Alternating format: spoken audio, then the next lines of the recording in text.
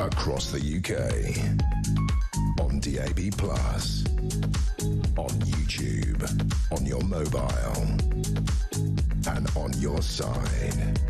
This is Talk.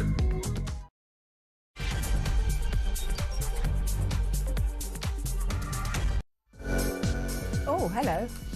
Good morning. Good evening, rather. It is Petrie here with you through until 1 o'clock. So it's really nice to have your company. Coming up at midnight, of course, is your chance to talk back. So I want you to talk back on this one because today it happens to be the International Day of People with Disabilities. I'm going to be talking about that in a little while, this hour. But I do want to talk to you about being disabled in Britain today. And I'd love to hear from you because I would hope that things have improved over the years for people with disabilities. The numbers certainly have gone up. They've gone up quite considerably in the last few years, and I'll get to those numbers a little bit later on. And I just want to know what it is like to have a disability in this country today, because there's a lot of statistics out here about how many people suffer, people with disabilities suffer from judgment. Here we go, 3 out of 4 disabled people, that's 72%, have experienced negative attitudes of behaviour in the last just 5 years. 9 out of 10 have experienced negative attitude or behaviour that affects their daily lives. One of the things is making assumptions or judging capability, accusations of faking their impairment or not really being disabled, and staring or odd looks that people with disabilities get. Now, I think that it's probably because we don't really see disability in the world. We don't, because I don't think it's very accessible. So I'd like to talk to you about accessibility. I'd like to talk to you about attitudes. I'd like to talk to you about how people make you feel.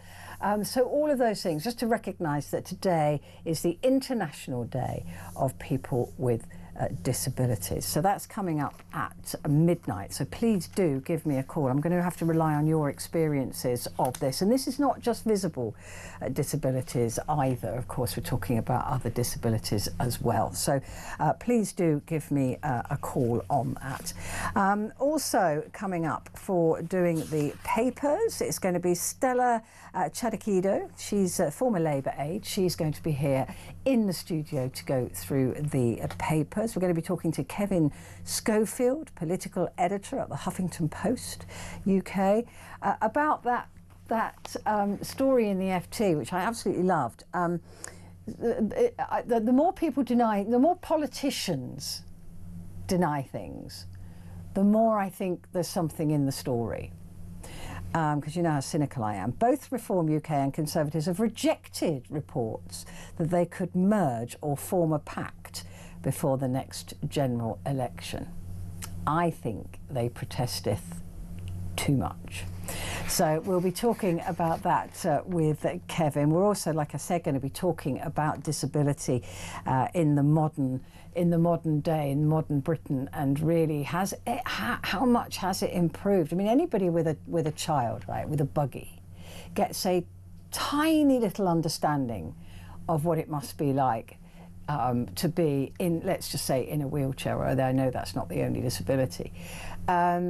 Because you understand accessibility, you get to realise that things don't actually quite work, like getting on a tube train or you're even battling to get on a bus. So all of those things.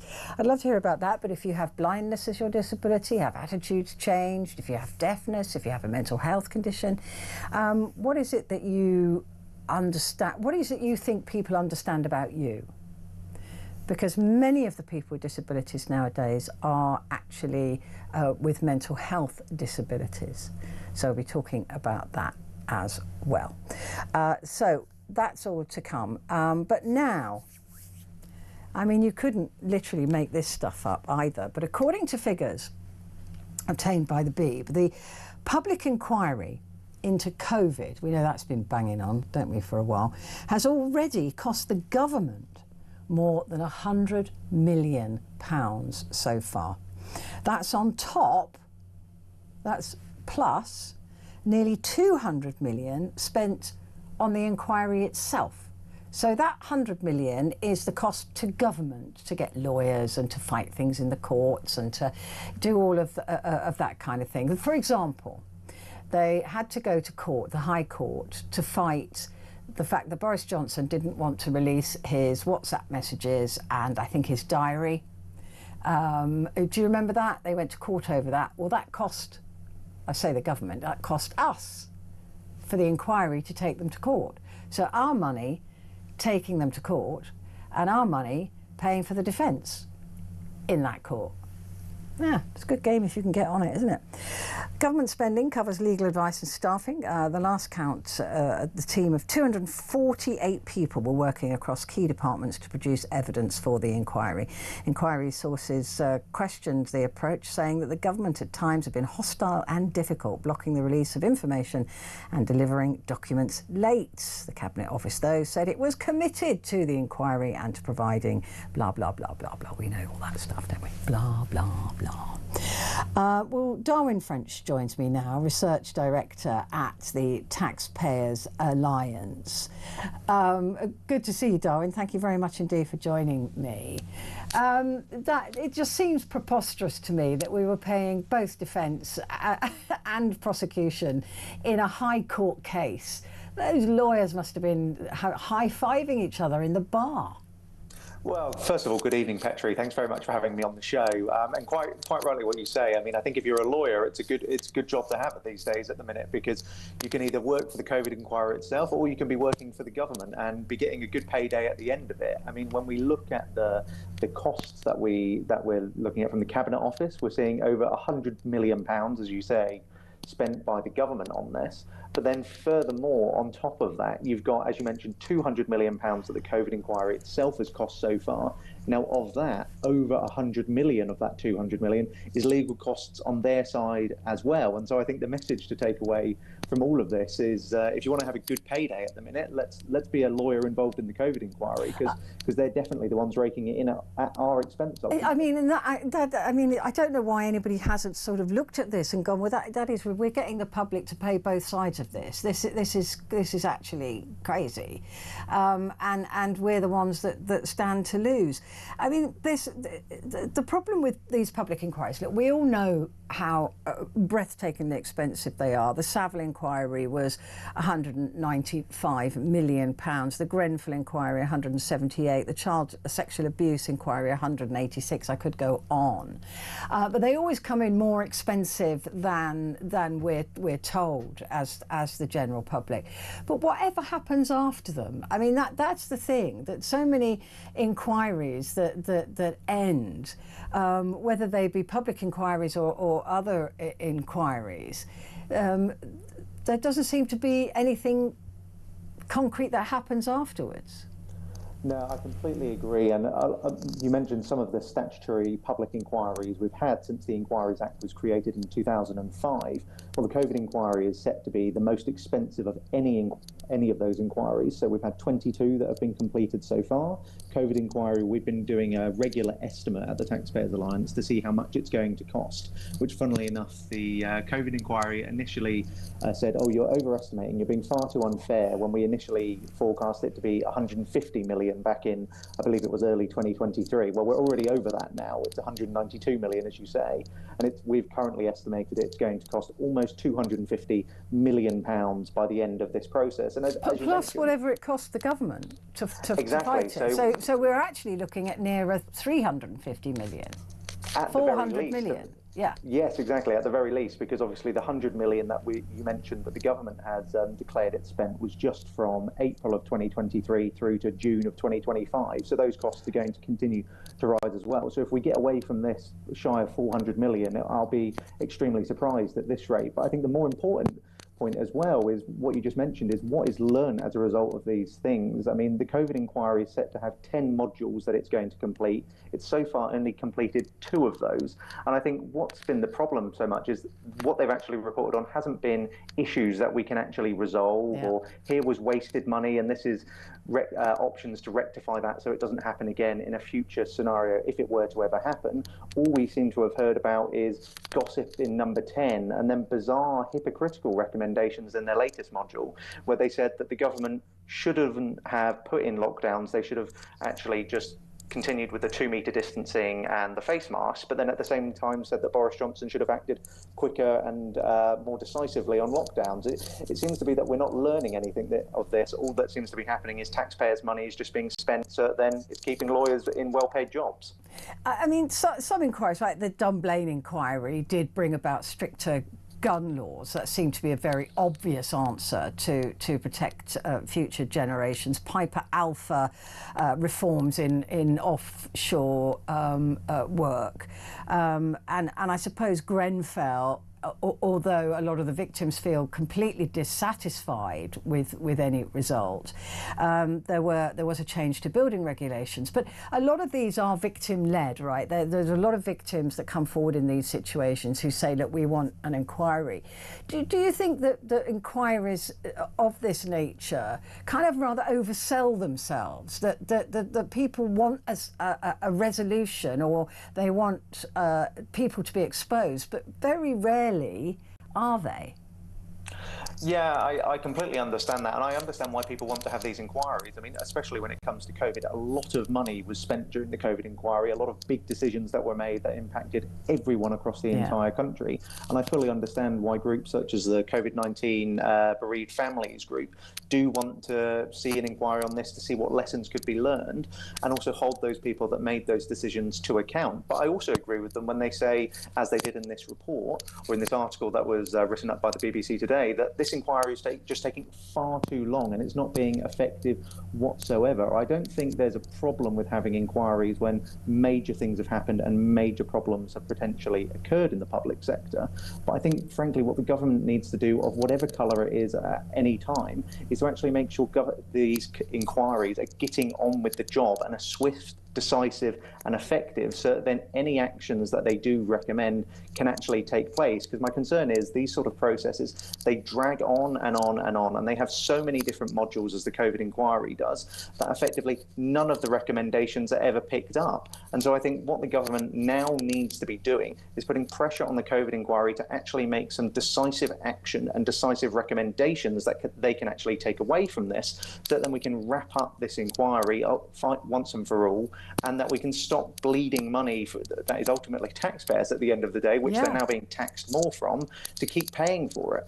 Well, interesting, isn't it? Because the cost of this inquiry is almost exactly matches one of the Chancellor's budget requests, and that's the mansion tax. It completely wipes that out. I mean, this is the nature of the amount of money that we're talking about here, and also there's an issue, isn't there, with how addicted we are to public inquiries. We've got more public inquiries going on now at the highest level than any point in history. And I wonder if because a lot of people are very dissatisfied when nothing seems to change after an inquiry. We've got the Post Office and Horizon inquiry going on here. Now, if that was going to decide that Horizon, Fujitsu, whoever, has to pay the compensation bill, I'd be all for it. Perhaps they could be charged for the inquiry as well, right? But the fact that it probably won't do that they don't really make those sort of very strong recommendations, means this seems to be not a waste of money, because we need to know. We know what went wrong with Fujitsu and Horizon. What is an extremely expensive, very long-winded inquiry really going to achieve?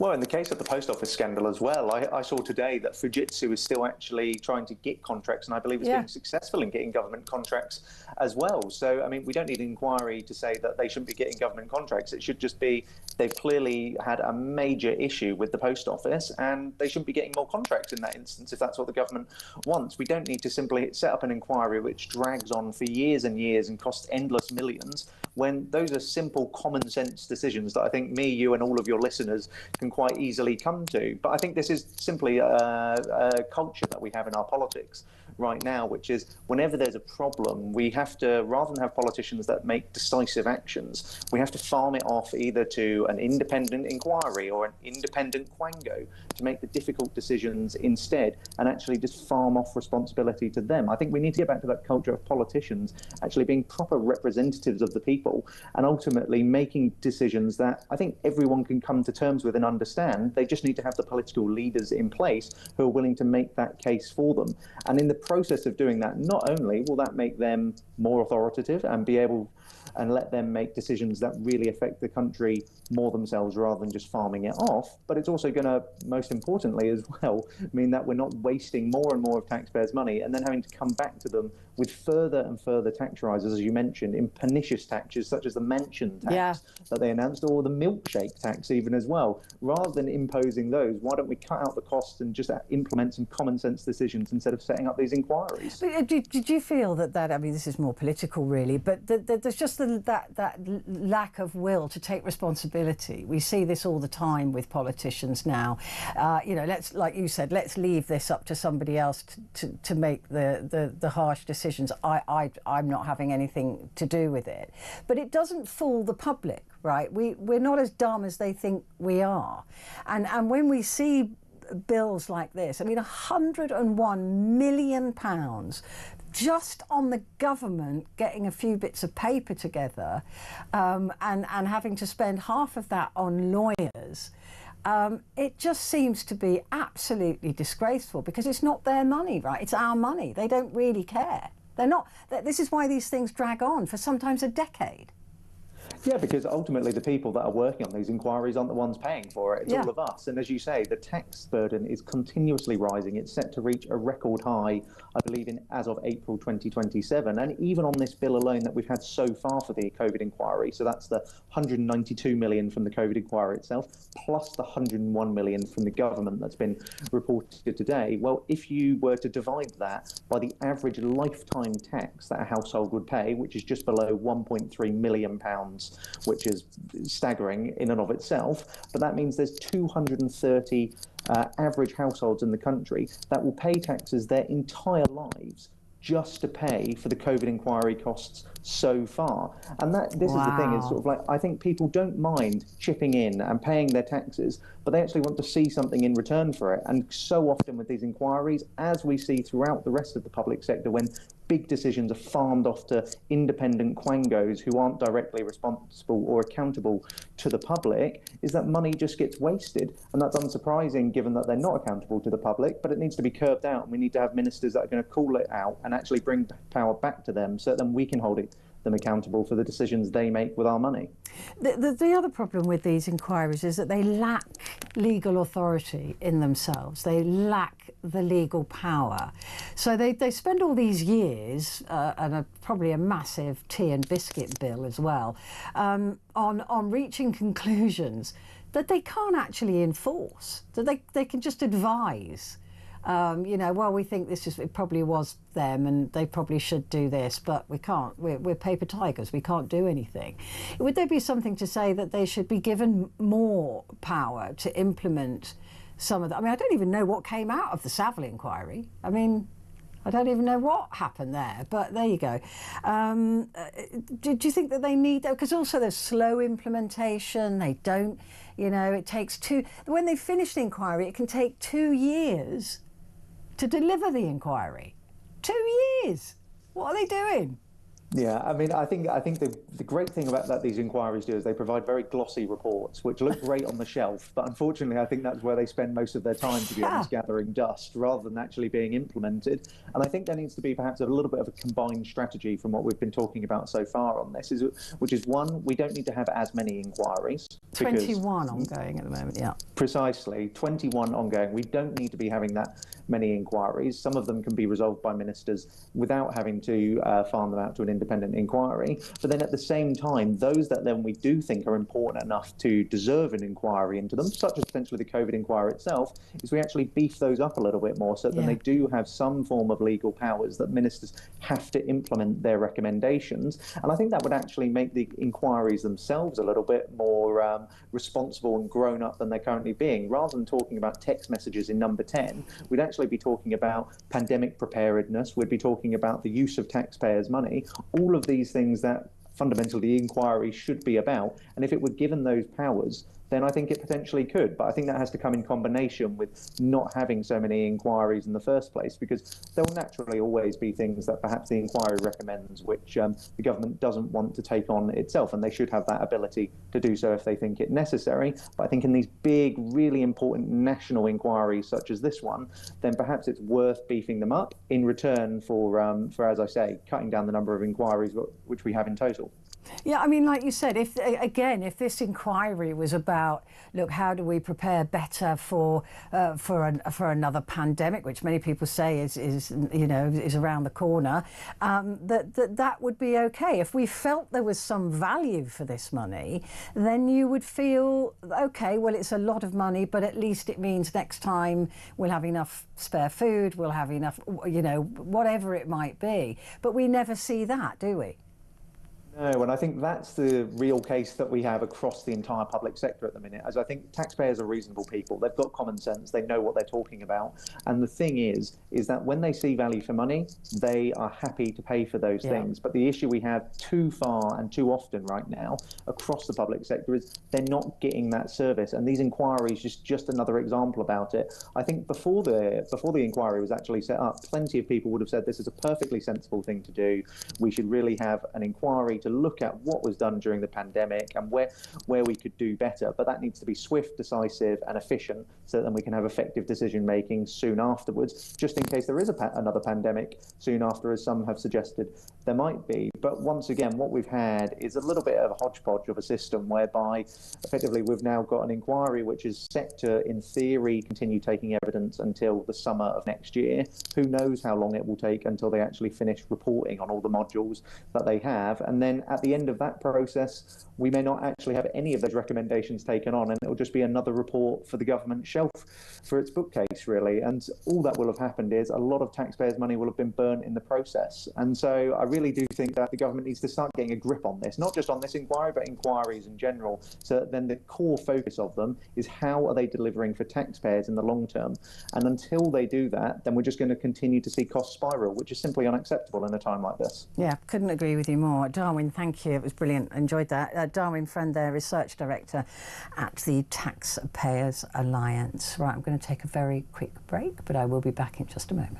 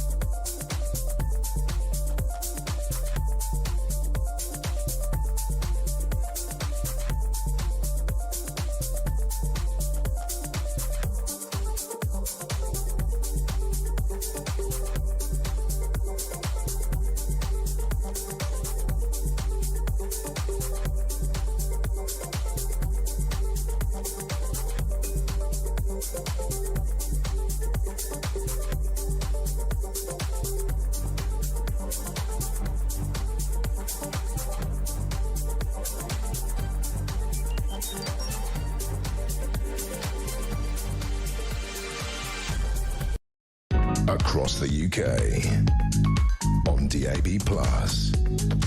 on YouTube, on your mobile, and on your side. This is Talk. Hello there, this is Talk, and it is Petrie here with you through until 1 o'clock, and coming up at midnight, as ever, it's your chance to talk back. And I want to talk to you about the fact that today it marks the International Day of People with Disabilities. It was a day to raise awareness that's been promoted by the United Nations since 1992. And in this country at the moment, there's an estimated 16.8 million people who have a disability. Oh, that was in 23-24, accounting for 25% of the total population. I'm pretty sure those numbers would have gone up since then, but those are the latest numbers. We haven't got 25s yet because the year is not over.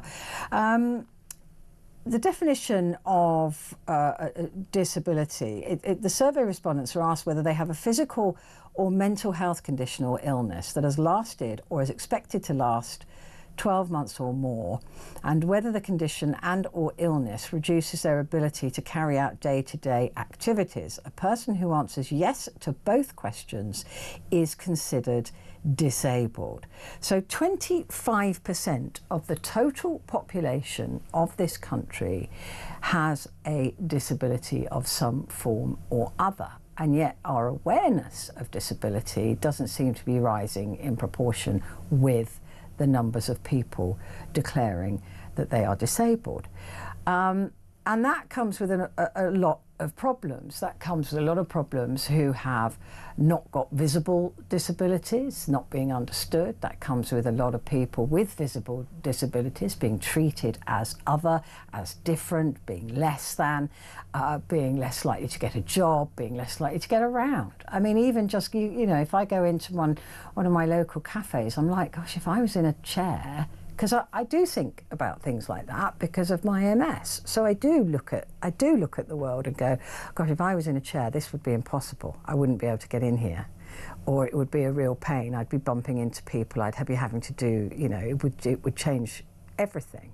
And I think about it when I'm walking along the streets as well and seeing there's no drop curb there. Oh, what would I do if I had to get from there to there and I was in a chair? We don't seem to be very friendly. We don't seem to be very inclusive with people with disabilities. And I know not everybody has a physical disability, and I appreciate that, but of course I look at the world according to what might happen to me in the future. And I suppose that's what we all do. But certainly having an understanding of what people with disabilities might go through is not a bad thing.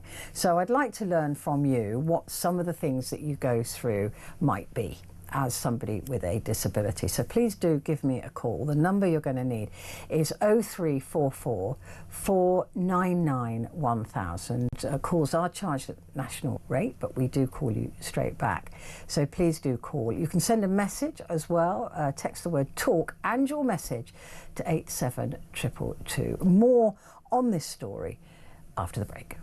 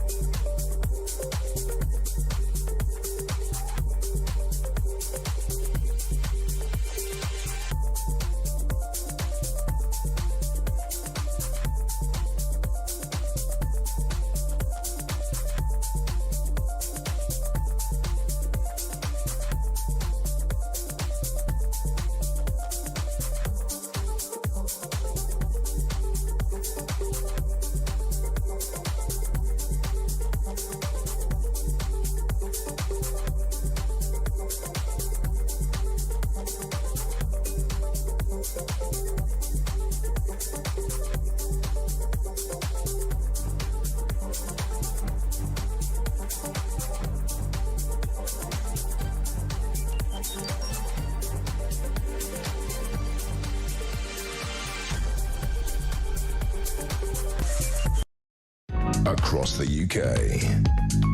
On DAB+, on YouTube, on your mobile, and on your side. This is Talk.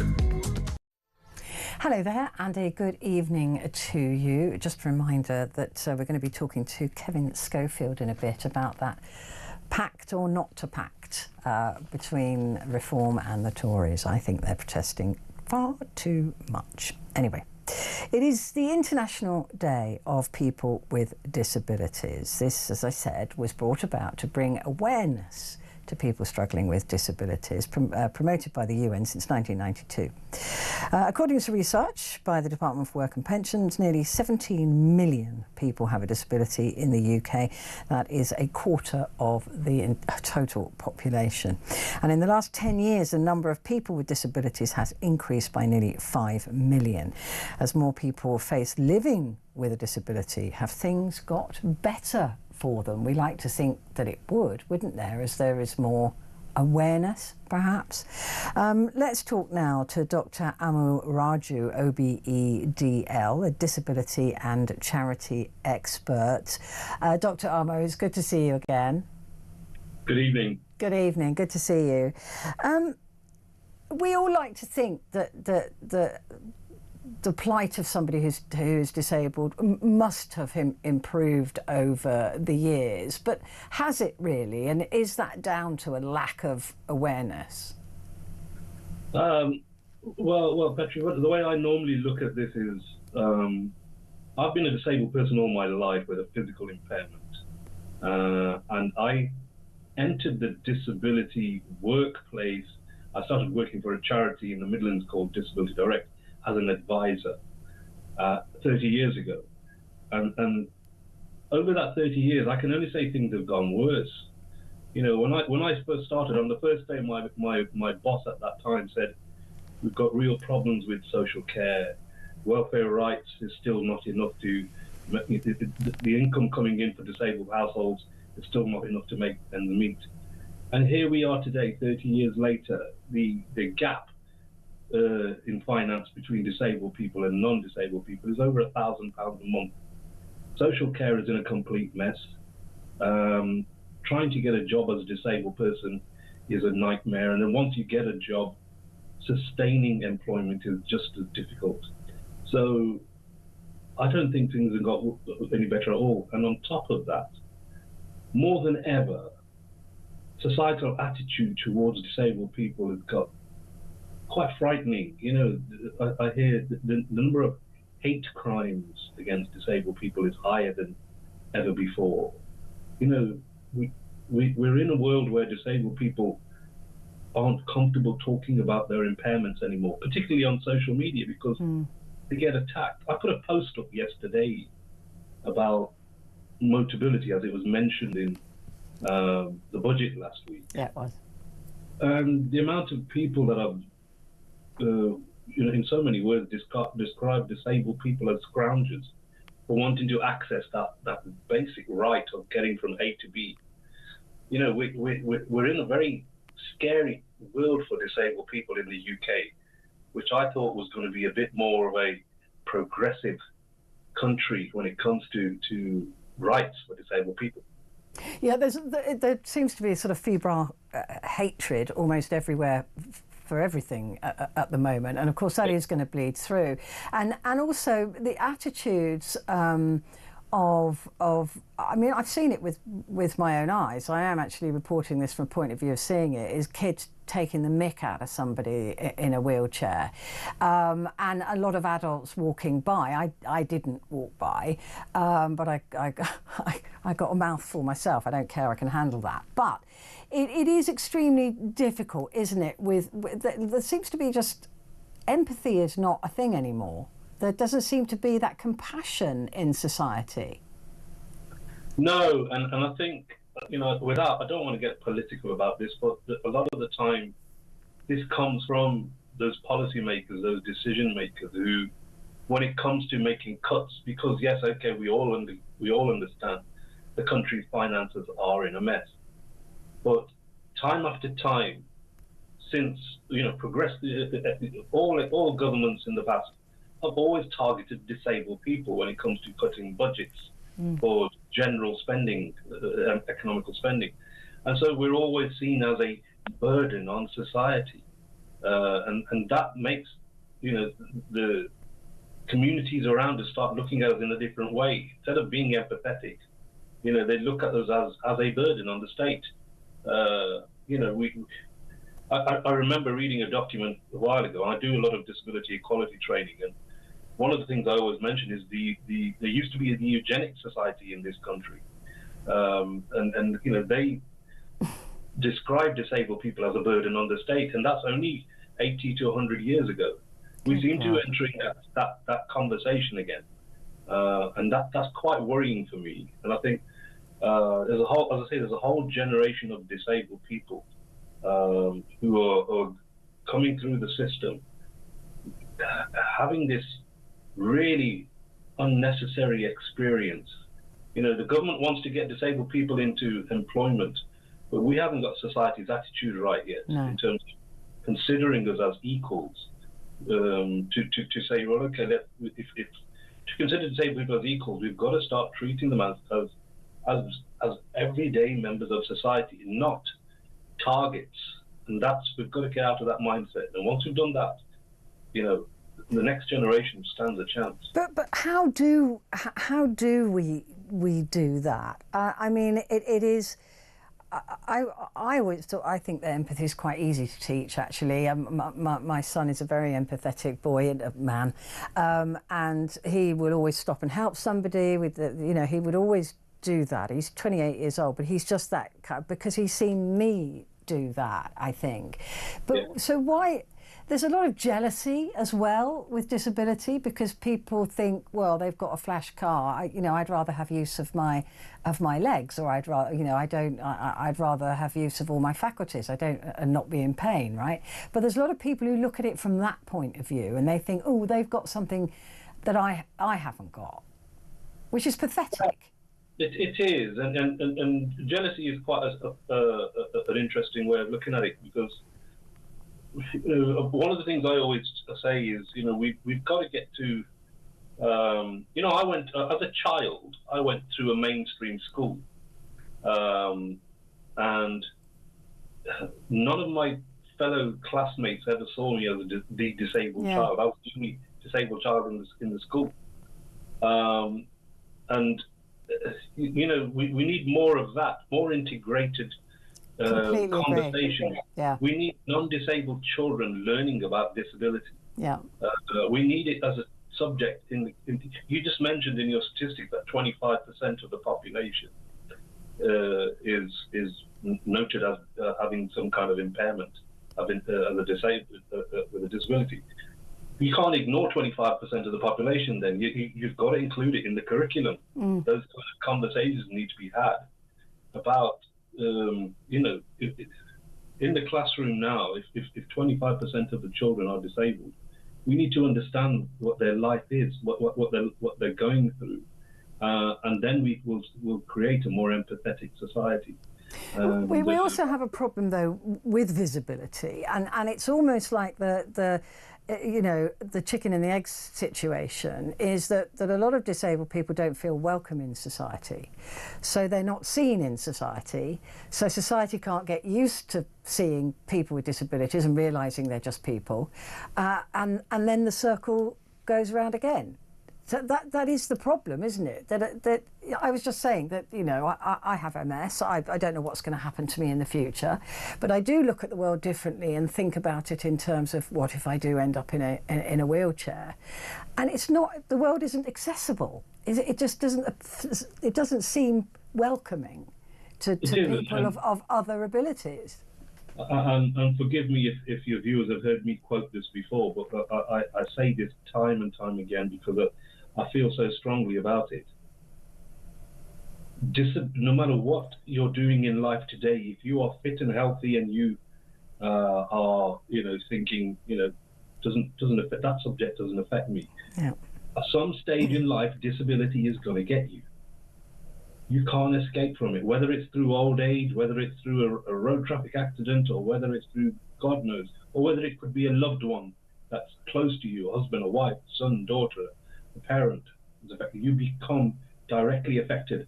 And it's too late to start thinking about it then. You know, you need to start having that conversation in your household, in your streets, in your neighborhoods, with your local politicians now. Say, what are we doing about society? For everyone, we're all going to be affected by this at some stage. What are we doing about it? It's the same thing about social care. You know, we've got a social care crisis, and no one's talking about it until they need social care. Yeah. You know, we've got to start talking about this subject now, not when it affects us. It's got to talk. The people who aren't affected by it need to start talking about it now. But we've all become incredibly selfish, haven't we? We've all become, it's all about me, me, me.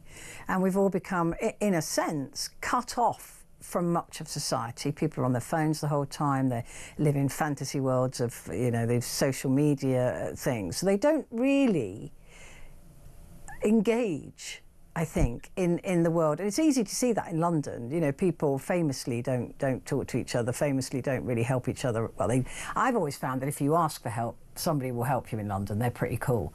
But no, nobody's going to just offer. But are people just too shut down, maybe, as well, to even bother thinking about what anybody else might be going through? I think, yeah, you know, particularly in this country today, everyone's going through some kind of crisis, you know, financial or whatever. Everyone is worried about something or the other. So we do, when we're not happy with whatever's going on in our life, we stop to think about our neighbours. Yeah, true. Stop to think about everybody else. You know, it's how do I get myself out of this particular issue I'm going through? So we do become less sympathetic and empathetic, and we just become very insular. And until we fixed, you know, the people's income levels and feeling safe and secure, we're not going to get to people start thinking about their neighbours and even their own family members. I've seen, you know, disabled people neglected by their own family members because they've got too much going on. So, you know, there's a lot to fix before we get to that. But you know, it starts with us, though, right? It starts with us, each individually, just not being a horrible person. Absolutely. Yeah, lovely to speak to you. Thank you very much indeed. Dr. Amu Raju, OBEDL, disability and charity expert. So that's the phone in at midnight. Do give me a call, 0344 499 1000.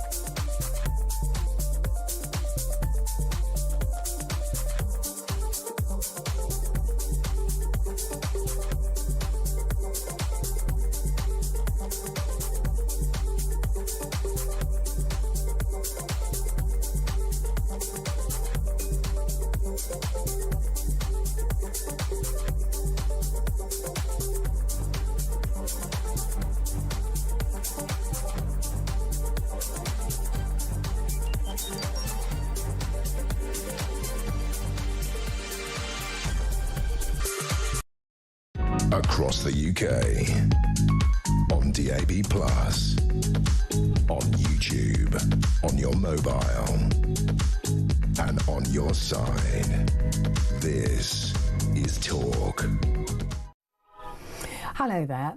You know when two people say, no, it's definitely not happening. No, we're not doing it. We're not going to do that. And both of them are absolutely emphatic that this is not going on. And you think, yeah, right. I suspect that's what's going on with Reform and the Tories for now. Just a quick clip before we speak to Kevin Schofield about this. Earlier today, the Shadow Secretary of State for Justice, Robert Generic as he's known, spoke to Jeremy Kyle on The Breakfast Show here on Talk. And also, I think if you're watching on the television, is that Tyson Farage behind him? I can't quite tell. Have a look at this. My party's leader, Kemi Badenoch, and Nigel Farage, leader of Reform, have both been very clear that they don't want a deal. So there's not going to be a deal. That's the end of the story. And frankly, the British public, my constituents, the listeners and viewers to your show, are much more interested in what's going on in the country right now. Bills going up, cost of living, life being tough, Rachel Reeves wrecking their livelihoods with their ever-increasing taxes than speculating about this kind of stuff. And no, I know that, mate. But the one thing, my advice as a friend is get Nigel Farage on your show. You know, I can't answer what he may have said. No, I know that. But what I guess I'm saying is, and you know how much I respect you, there are people texting this morning saying, for the good of the country, would that not be maybe further down the line something that would need to be discussed to ensure we don't get 5 more years of this disgusting, despicable government? That's the question, isn't it?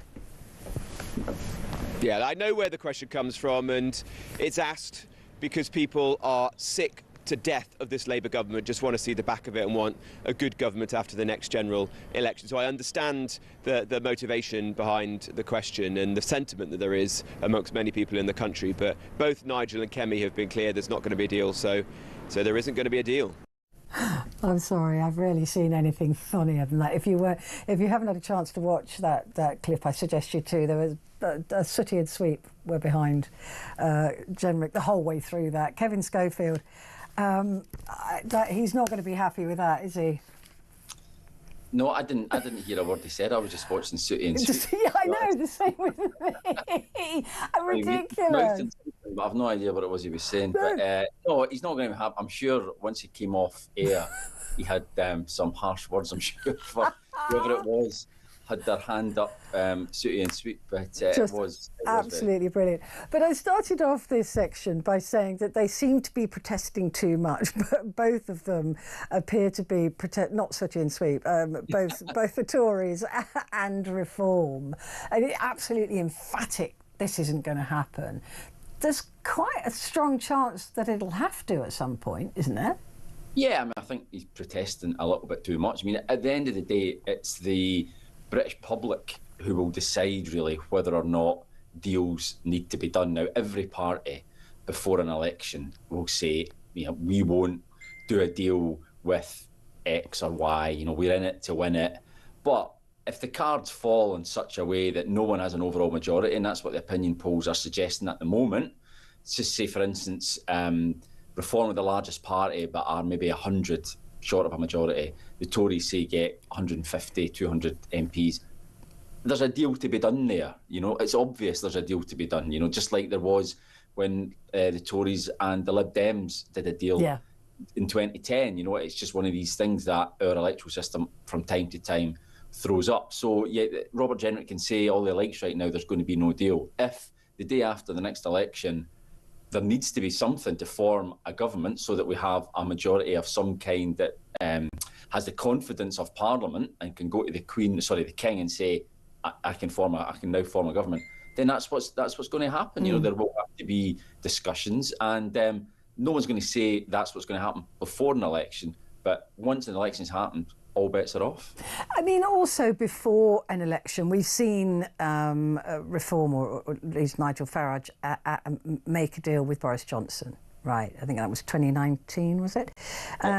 To pull Reform MPs so that the Tories would get voted, so not to split the right-leaning vote, if you like. We could also be in that position before the next election, where it seems that we know people vote differently in local elections and mayoral elections than they will in a general election, and Nigel Farage knows that. So if he sees that there could be a split, then they are better making some kind of deal before even the election starts. Yeah, perhaps. I mean, again, we don't even know right now who will be leading the Conservative Party come the next general election. Or the government. or the government. That's true. That is very true. It could well be Robert Jenrick. I mean, Kemi Badenoch has steadied the ship. There's no doubt she's improved over the last couple of months. But, you know, I wouldn't say she's out of the woods yet. So it's really an interesting discussion that we have in Westminster all the time. I was just speaking to someone a couple of days ago, actually, about how the opinion polls are looking and no one at the moment is going to get a majority. So who does deals with who? The Tories or Reform can really only do any sort of deal with Conservatives. Yeah. They're not going to do a deal with Labour or the Lib Dems or the Greens or the SNP. That's just not going to happen. So I think if the price of a place in government was doing some sort of deal with Nigel Farage, then I think whoever is Conservative leader at the time would have to consider it and probably go into coalition or some sort of confidence and supply unofficial pact.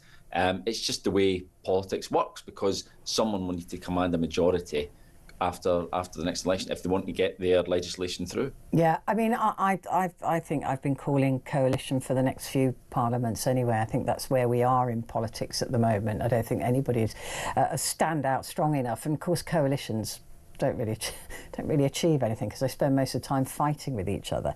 But you could also have a situation on the other side, couldn't you? If Labour believes that the right-leaning vote could be split, then the left-leaning vote, maybe there could be deals to be made there, like it's before an election, so that you've got those left-leaning voters will be told to vote tactically with Labour, rather than sprinkle votes amongst, you know, possibly even the Lib Dems or the Greens or the SNP. So they'll be asked to do that, because then that will strengthen Labour against a possible split in the right-leaning votes. Yeah, I mean, there's definitely a train of thought in number 10 that come the next election, if it's a straight fight, which it will be, I'm sure, a straight fight between Reform and Labour, then you'll get a lot of maybe Lib Dems, possibly even Greens, maybe in Scotland some SNP voters holding their nose and voting for Labour to try and keep Reform out. Yeah. So, I mean, I think that would be a big gamble, though. You know, I think voters are a little bit more unpredictable than that. You know, I don't think Labour should take it for granted that people will just automatically vote Labour just to keep Nigel Farage out of number 10, because, you know, as we see from the opinion polls, Keir Starmer is not terribly popular. Just to put it mildly, although I think it's a bit of a long shot that he'll still be Prime Minister come the next general election. But yeah, look, there's no doubt at all that there will be some people who will vote tactically because they just cannot fathom or stomach the idea of Nigel Farage being in number 10. And I think you're right. I think that's why come the next election there will have to be some sort of deal, coalitions, pacts, whatever, because politics at the moment is just so divided. You know, it's not just Labour versus Tories. There's multi-party politics, proper multi-party politics, it would appear, according to opinion polls at the moment anyway, in British politics, and that inevitably, I think, would lead to some sort of coalition. With coalitions, nobody gets what they voted for, do they? Because there'll be Tory voters who wouldn't dream of voting Reform, and Reform voters who said, "I've had enough of the Tories." So nobody wins in that situation. Just very quickly, will those emphatic denials come back and bite them each on the backside, do you think? Yeah, potentially. I mean, I think, to be honest with you, we're still, 3 years out from the election, possibly a little bit more. I think come the day after the election, people will probably have forgotten what politicians said. Oh no, we've got the tape. We'll be reminding them, Kevin. That's simple as that. And so will you. That's the truth of it. Kevin Schofield, thank you very much indeed, political editor at the Huffington Post UK. Right, so stay where you are because the papers are next.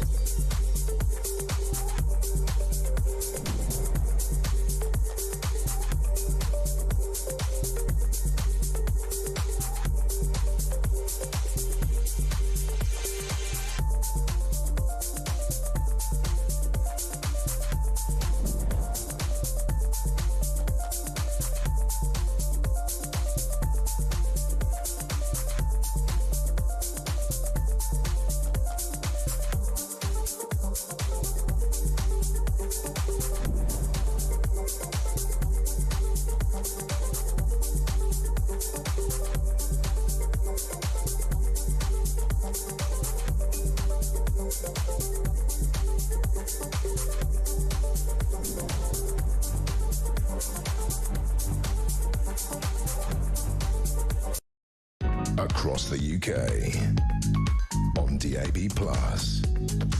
on YouTube, on your mobile, and on your side.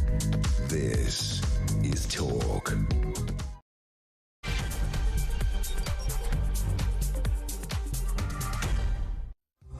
Hello there, good evening to you. It is Petrie here with you until 1 o'clock. And coming up at midnight, of course, it is your chance to talk back. So I hope you do. We're talking about the fact that it is International Day of People with Disabilities, and a really interesting chat that I had with Dr. Amo there about what it's like to be disabled in the country today and why attitudes are really slow to change. In fact, they're changing to the negative more than to the positive with people with disabilities. We're seeing far more attacks on people with visible disabilities. We're seeing more and more people, being absolutely offensive and rude to anybody else. It's just not a very nice environment at the moment, and it's not surprising really that because of that we don't really see disability when we go. Not that all disability is visible, but we're not really aware of it because it is not a friendly environment outside. So people don't tend to go out if they think they're going to be picked on and bullied and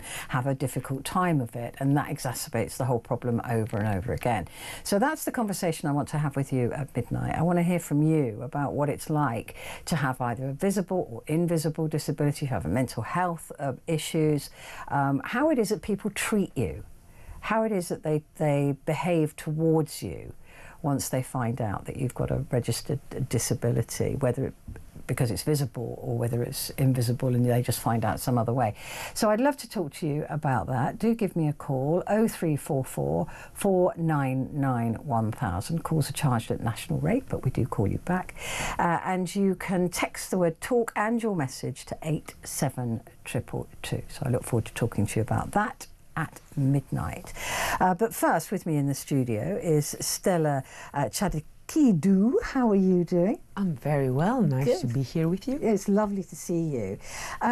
You're a former Labour aide, so I do feel like I want to have a quick chat with you before we get to the papers on my last item, which is the idea that heading towards the next general election, that Reform and the Tories could make some kind of pact to try and capture those right-leaning votes. They don't want to split the right-leaning votes. Could Labour do the same on the other side? Because Labour will be saying, look, vote tactically. If you vote for us, we can keep Reform out. No, I don't think that it could happen. I think it's very different parties, and especially under the current leadership. But even if it was a different leadership, I cannot see how either the Labour Party would want to be working with the Greens or the Greens with the Labour Party. With the Lib Dems, it is very much something that has happened many times before. And it would be a constituency by constituency issue as well. So if you had a particularly left-wing candidate in a Labour constituency, I could see how there maybe the Greens should make some space, but I highly doubt it, because remember, right now it's not just the Greens. So you have the Greens and then you have Your Party Independents. And these are two different, distinct groups. There is a reason why people who are in Your Party, maybe they could at some point be interested in the Green Party, but there is a reason why they're not already there. Is Your Party any threat? I just see it as some sort of peddling little vanity project in the corner. I think they are a threat for some constituencies, yes, because there already are independent candidates in some constituencies, and they have dethroned Labour MPs. I don't think they are a massive threat. Neither do I think that the Greens are going to take some Labour constituencies, which we wouldn't have expected in previous years. Yeah, no, the Greens are really coming through, aren't they? They really are. I just think it's really, really interesting because a lot of people are calling coalition for the next Parliament, and I suspect there will be a coalition even for more parliaments after that, whatever that coalition might be. Because I think the country is so divided at the moment. So they're not happy with Labour, they're not happy with the Tories. A lot of people wouldn't vote Reform. It seems to be all up for grabs, really. The problem with the Greens and with Your Party Independents as well is that fundamentally they are not government parties, they are not government candidates, they are not interested in having an agenda that would make a realistic government. Yeah. So even with the best of intentions, and by no means does the Labour Party at the moment have the best of intentions for either of these groups, but let's just say that they had the best of intentions and they thought, you know what, no enemies to the left, let's go and try and make it happen. It would be impossible to establish a common political agenda. Yeah, it would. It really would. You're absolutely right. Thank you for that. Right, let's start having a look at the papers. The Sun newspaper has gone with sup for the cup. Pubs will be able to pour pints until 1 a.m. if England reaches the quarter, semis or final of next year's World Cup. I mean, they're getting that in early. Can I make a suggestion? Can we always have pubs staying open until 1 a.m. Yeah, that would be good, wouldn't it? No one would get any work done. Why can I not? I was trying to get a drink after 11:30 at night on a Tuesday in London in the pre-Christmas period. It's so difficult. Unless you go in some, some club. Yeah, some club, which I didn't want to do. I just want to have one drink with a mate, have another conversation after an event was over. Why is this so difficult? It's actually really bad. And the nighttime economy in London could use it as well. I mean, they need to make the money. And I agree with you that whole thing that town empties out almost as soon as the theatres are closed. And then everything, you go into a bar and they're already cleaning up. And looking at you as if and tutting at you if you order a drink. Yeah, I think last rounds at 10:30 p.m. in a central London pub is criminal. Yeah, yeah, I agree. But also with this, can we not talk about the football until next year? Well, I guess the nice thing about the football is that it's one of the last few things left in this country that truly unites everyone. Nobody has a bad thing to say about it. I mean, of course, there are debates. We will find debates out of it. There always is something, but it is the one thing that everybody is looking forward to, and it's the one time when we're like, okay guys, time out, we're all friends now. Yeah, that is true. And actually this will be, as the front of the paper says, a summer boost for struggling pubs. So that'll be a good thing. They can hopefully make some decent money out of that. Right, let's turn to the Times newspaper now. Review will study rising diagnoses of ADHD. Wes Streeting has ordered an independent review of the diagnosis of mental health conditions as part of Labour's attempt to cut welfare spending. And this actually does tie into what I'm talking about at midnight, and that is the rising numbers of people registered with disabilities, because they've gone up by millions. And that is because the mental health has been put on a par with physical health, and therefore a mental disability. I don't think that's the right term for it, but it's being termed a disability. And ADHD is one of those things, especially in children, that put the numbers of disabled children really quite high.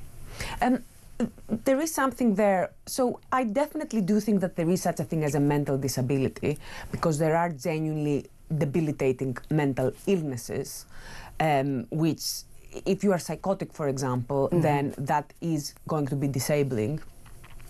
But I also have a problem with the way that things like ADHD or dyslexia, for example, which for me, I was diagnosed with dyslexia when I was very, very young in Greece. And in Greece, especially when I was growing up, it was not a place where we were accepting this as a thing. And it took a lot for my mother. It took a lot of open-mindedness from my mother to accept what my teacher was telling her and get me tested. And here in the UK, there are people who will get very offended when I tell them, look, I don't consider these things to be a mental disability. And I really do not think that it is helpful to anyone. I find it quite offensive, actually. And this is why I know that you, like myself, I don't love public inquiries. I do think that often they waste time and money for solutions that are quite intuitive, things that we know are quite intuitive. Yeah. But for this particular issue, because it is politically so explosive, and I think it is because a lot of people have been coddled for a very long time, right? Because there were things that we were bad about. We were bad about accepting that, yeah, some people are really suffering with their mental health, and that was a good thing that we accepted that, and we started treating mental health seriously. But then some people took this a bit too far. Yeah, it's an interesting. Are we therefore saying that neurodivergence, which is a lot of people with ADHD will say that they're neurodivergent, and there's a lot of conditions where there's a neurodivergency. Is that I thought that was different to a mental health condition, and maybe it's just that we need to think about it differently. Because like you said, if you've got debilitating depression or you've got other mental health conditions, there is absolutely no doubt that that is disabling. But are we saying that ADHD is a disability, and at the moment it would be classified as one if it changed what you can achieve in your life? I think there will be people who will be neurodivergent to the extent that it will be debilitating, but I think that their ADHD is usually not on its own. Often it will be with something like autism, for example. Mm-hmm. And autism is one area of mental health where we have seen the criteria massively expand to the point where we used to refer to someone as autistic when it was someone who did need quite a bit of support on a day-to-day basis to function. But now you have a lot of people, for example, Elon Musk or other people who are very highly intelligent in one way, but have a deficit in some other capacity. And they may well be on the autistic spectrum, but that does not mean that they should be treated with the same way that we need to treat, and with the same kind of support that we need to give to people who cannot survive a single day without a carer. Yeah, it's a really complicated thing, isn't it? And like you said, politically incredibly sensitive, because not all conditions are equal. Not everybody with ADHD will have the same experiences. Not everybody with autism is on the same point of the spectrum. Not everybody with other neurodivergences will be the same. So that's hard to classify then, isn't it? Because ADHD, which is attention deficit hyperactivity disorder, has become the most common reason for a sickness benefit claim. So we're going to have to get to grips, perhaps even with a sliding scale in this. It's very complicated, right? Certainly, and it's a bit hard to tell from the data whether how many of these cases they will also have other conditions, and it's not just the ADHD that they are claiming benefits for. And this is a big problem, but in my opinion it shouldn't be sufficient on its own. And I know that this is a very controversial thing to say in the Labour Party, and it is particularly so because people feel very offended when they feel like you are minimizing their struggle. And it may well be that you struggle in a world where the way that you write, the way that you think, the way that you organize yourself is different, and you see other people who are just intuitively more capable in doing these things, and you feel like, oh, you don't want to recognize my problems. But when it comes to policy, we can't be thinking like that.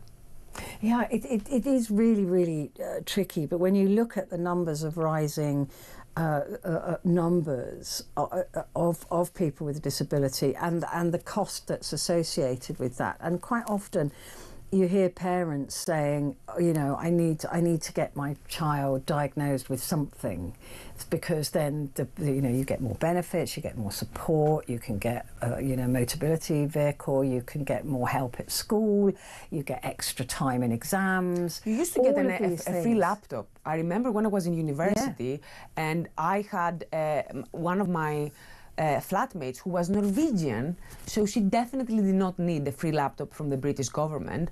She was like, oh yeah, I took the exam to get an ADHD diagnosis, and then they give you a free laptop from the taxpayer, British taxpayer. Yeah, that's where we've got, without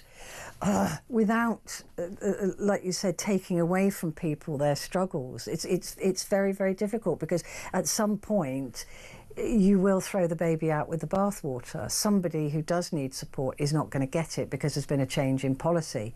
But lots of people at the moment are getting support that shouldn't get it. Look, ideally, it's really tricky. Ideally, I wouldn't want to mind that even some Norwegian student gets a free laptop, but that does require the UK to be a lot richer than it is right now. Yeah. My ideal welfare state is one that has universal benefits regardless of need, because that makes people feel more willing to contribute into the tax system.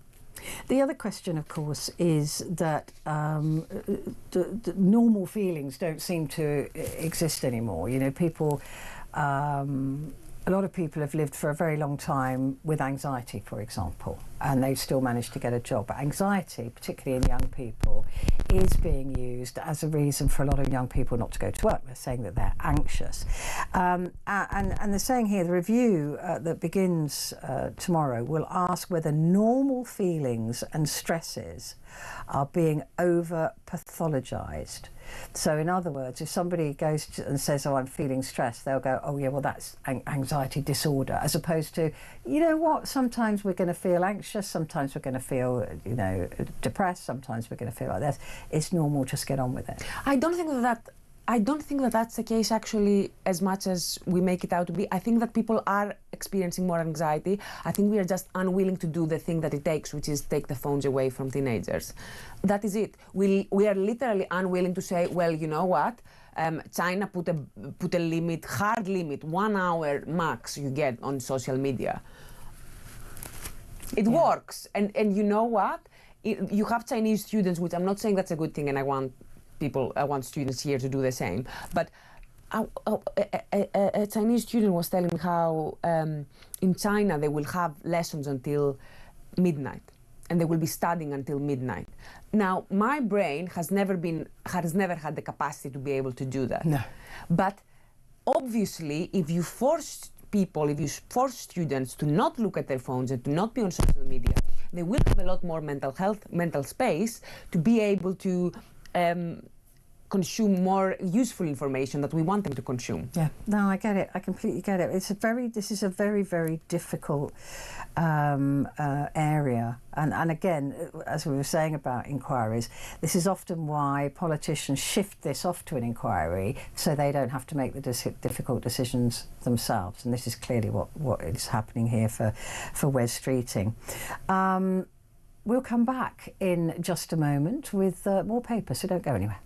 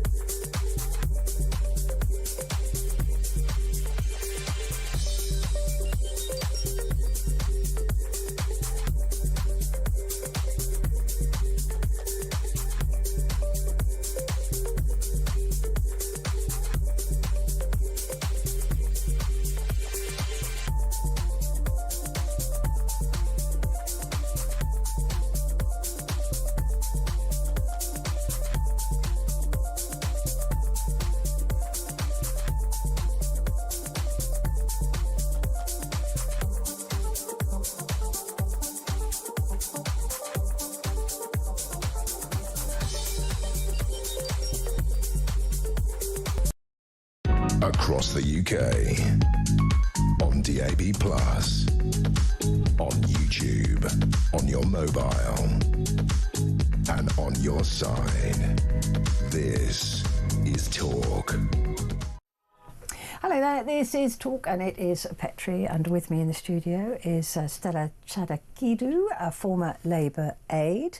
Just before we set aside the Times, I just wanted Stella to talk about this. MI5 faces censure for the Novichok case failures. This is expected the MI5 is expected to face censure for leaving a former Russian spy targeted in the Salisbury Novichok poisoning alarmingly accessible to assassins sent by President Putin. This is Sergei Skripal, which a lot of people remember the name, and his daughter Yulia were poisoned. They both survived, but others didn't in Salisbury, with a military-grade nerve agent in 2018, an attack that actually could have killed thousands, underlining a gross disregard for human life by the perpetrators. Yeah, that's interesting that MI5 are going to get into trouble for that, for not protecting these people better. Well, clearly they haven't been doing a very good job with protecting a lot of these people, and with honestly with protecting the government and parliamentarians as well from spies more generally. Yeah. Why are there so many It's spies? a massive spy I mean, of problem. course we know that spies are out there. Every country spies on each other. This is something that we are well aware of, but within limits, especially when it comes from countries which we consider them to be hostile towards us. Yes. Like and Russia. I was reading somewhere today, I can't remember where because I read so much, but about how Russian spies are coming over on boats. Yeah, well and now. it's on the front page, I think, of The Independent. That's right, yeah. I must have seen it. Yes, we'll get to that. I mean, they're just popping over. I mean, we just don't know who's in those boats. That's the problem. Right, let's have a look at the Telegraph. Police plan for Face ID in every town. This is cameras that would scour the entire passport photo database despite privacy fears. Is this overreach? So on the one hand, you will have a lot of organizations which will be concerned about the privacy and the human rights of the fact that basically with this measure you can't be a suspect for any kind of case at any point in time. On the other hand, it could be a really, really effective way of catching criminals. And I really don't know where I stand on this, because on the one hand, I do believe that it's so important that people start feeling more secure in their own communities. On the other hand, I'm worried because it is always nice to say that when you have a government that you are not worried that they're going to do something completely insane with your privacy. But things change, both in this country and also what is the kind of message that you are sending to other countries which perhaps do not have the same respect for human rights as you do. Yeah, I mean, exactly. And a recent example of that, of course, is Trump's America now, where, you know, they have had sort of benign governments. They may have been rubbish in one way or another, but there is definitely something a little bit darker about Trump's policies and what he's planning to do with Palantir and spying on the American people. And I've always said, when people say, if I've got nothing to hide, I've got nothing to fear, who tells you what you're supposed to hide? Who tells you what you should fear? And these things, we saw it in 1930s Germany, they can change very, very, very quickly. Within 6 months of a new parliament, Germany was unrecognisable. So you've always got something to fear, even if you've got nothing to hide, because somebody will change the rules. What if being a woman out after 6 o'clock in the evening is something that should be hidden? What if that rule changes in order to protect women or whatever? You know, these things can happen. And the example that you mentioned is something that, you know, sounds extraordinary to a lot of people, but there are a lot of simple things which you think, oh, I'm not doing something suspicious, I'm not doing anything wrong, but in the wrong kind of context, and you do not know how someone can take it and spin it. And we see that all the time, with just, you know, even with garden variety headlines where a lot of people will be caught up in something, and something that's completely innocuous will end up making them look incredibly suspect. Yeah. And also, do with AI and things like that, do we even trust CCTV? And CCTV, we're the most observed, I think, almost anywhere in the world in London, and that hasn't cut crime rates. Because it's a lie. It's a lie that CCTV keeps you safe. CCTV will record, and often when there's been a crime, they'll say, oh, the CCTV images weren't good enough or whatever. But also, you've got a situation where people on these cameras, these Face ID cameras, are being misidentified. They're pretty racist as well. They don't pick out features of black or brown people very well. So that is also a civil rights issue. And I don't trust the government with this. They always try and sell us, for your own safety, we're going to take away your privacy because it will make you safer, and it doesn't. Yeah, and there are a lot of kind of rights that we are signing off. I do not know. I'm still skeptical. I'm still on the fence about this one. Yeah, I mean, I just know where these face recognition things have been used already, because there's no policy to control them in private companies. So already supermarkets and things like that are using these. There's no rules. They can just put them there and do what they like with that information, which I think is terrifying. They should definitely be ring-fenced. Why are they not stopping shoplifting then? Well, what they're doing is if they think they recognise somebody, they are absolutely, you know, people are being banned from all sorts of shops who've never done anything wrong, because they've decided, because it's a private company and it's not the police or whatever, they've decided that you look a bit sus when you're walking around, so they've clicked on your face. They've warned all the other supermarkets in the area not to let you in, and every time you walk into a place there's an alarm goes off and you're kicked out, and this is happening today. But there are all of these people who we see them in broad daylight walking into supermarkets and stealing stuff. Because they don't care, and also criminals just cover their faces. Yeah, that is true. They do cover their faces. It's us honest people who will go barefaced, but you've got people who will be just, oh, I've got a bit of a cold, you know, wearing a face mask. I don't think it's a coincidence that a lot of people in China wear those face masks. Everyone says it's about health, but I wonder if it's also to do with trying to protect some kind of privacy.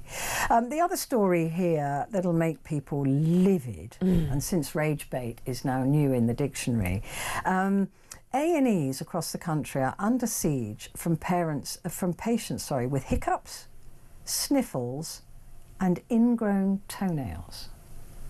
I just literally want to punch all of them. I really want a study done. I know we hate inquiries and all of that, but can someone check who are these people who go with an ingrown toenail or a hiccup? I really want to know that, because the numbers are insane. I mean, NHS services, they warned that the 999 call volumes and A&E demand was already on the levels that we normally see on New Year's Eve. I mean, if we've already seen the sort of numbers that you see on New Year's Eve, where for all sorts of reasons you will have a lot more calls, what is happening? What is going on? What's the emergency? Yeah, I mean, it's there. It's called accident and emergency. There are something like 83,000 cases of people turning up to A&E with earache. 97,000 people turning up to A&E with a sore throat.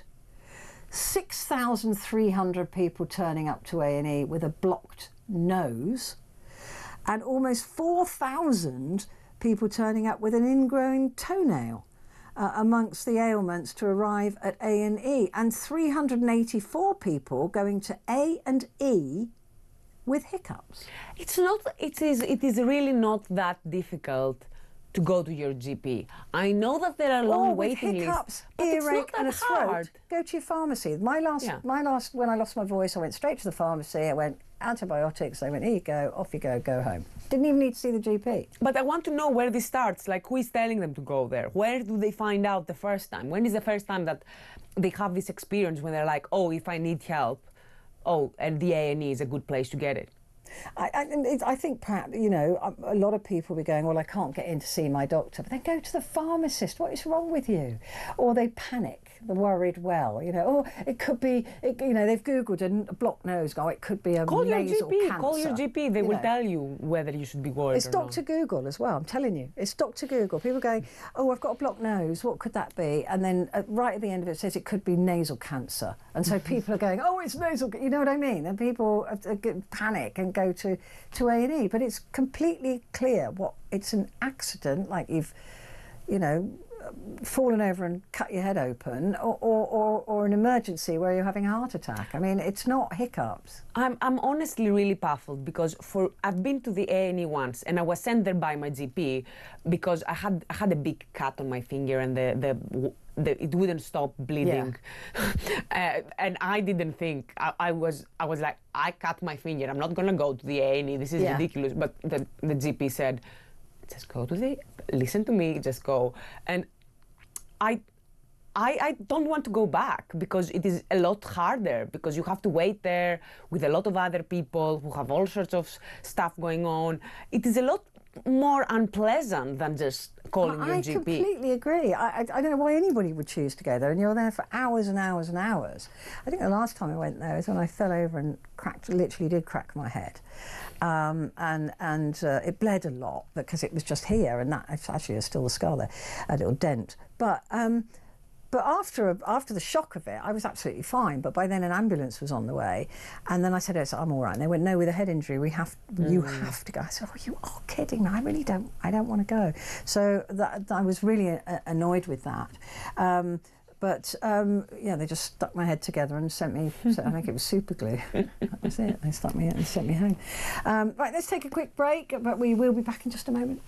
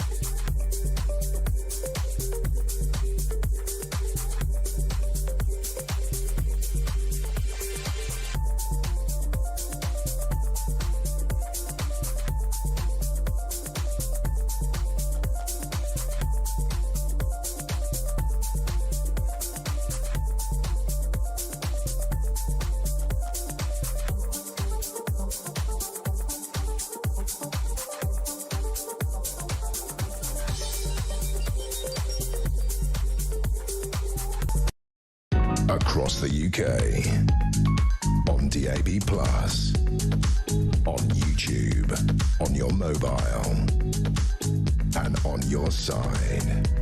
This is Talk.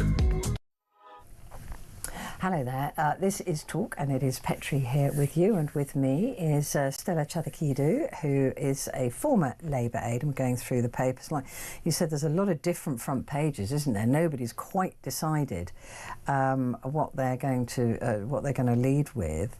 The Guardian has gone with bullying culture harmed patient safety at a scandal-hit NHS hospital. This is a culture of systemic bullying and harassment had been allowed to flourish. I think this was a mental health hospital, I seem to remember, was it? The report was provided to leaders at the Blackpool teaching hospitals, that they were bullying patients. An extraordinary thing to do.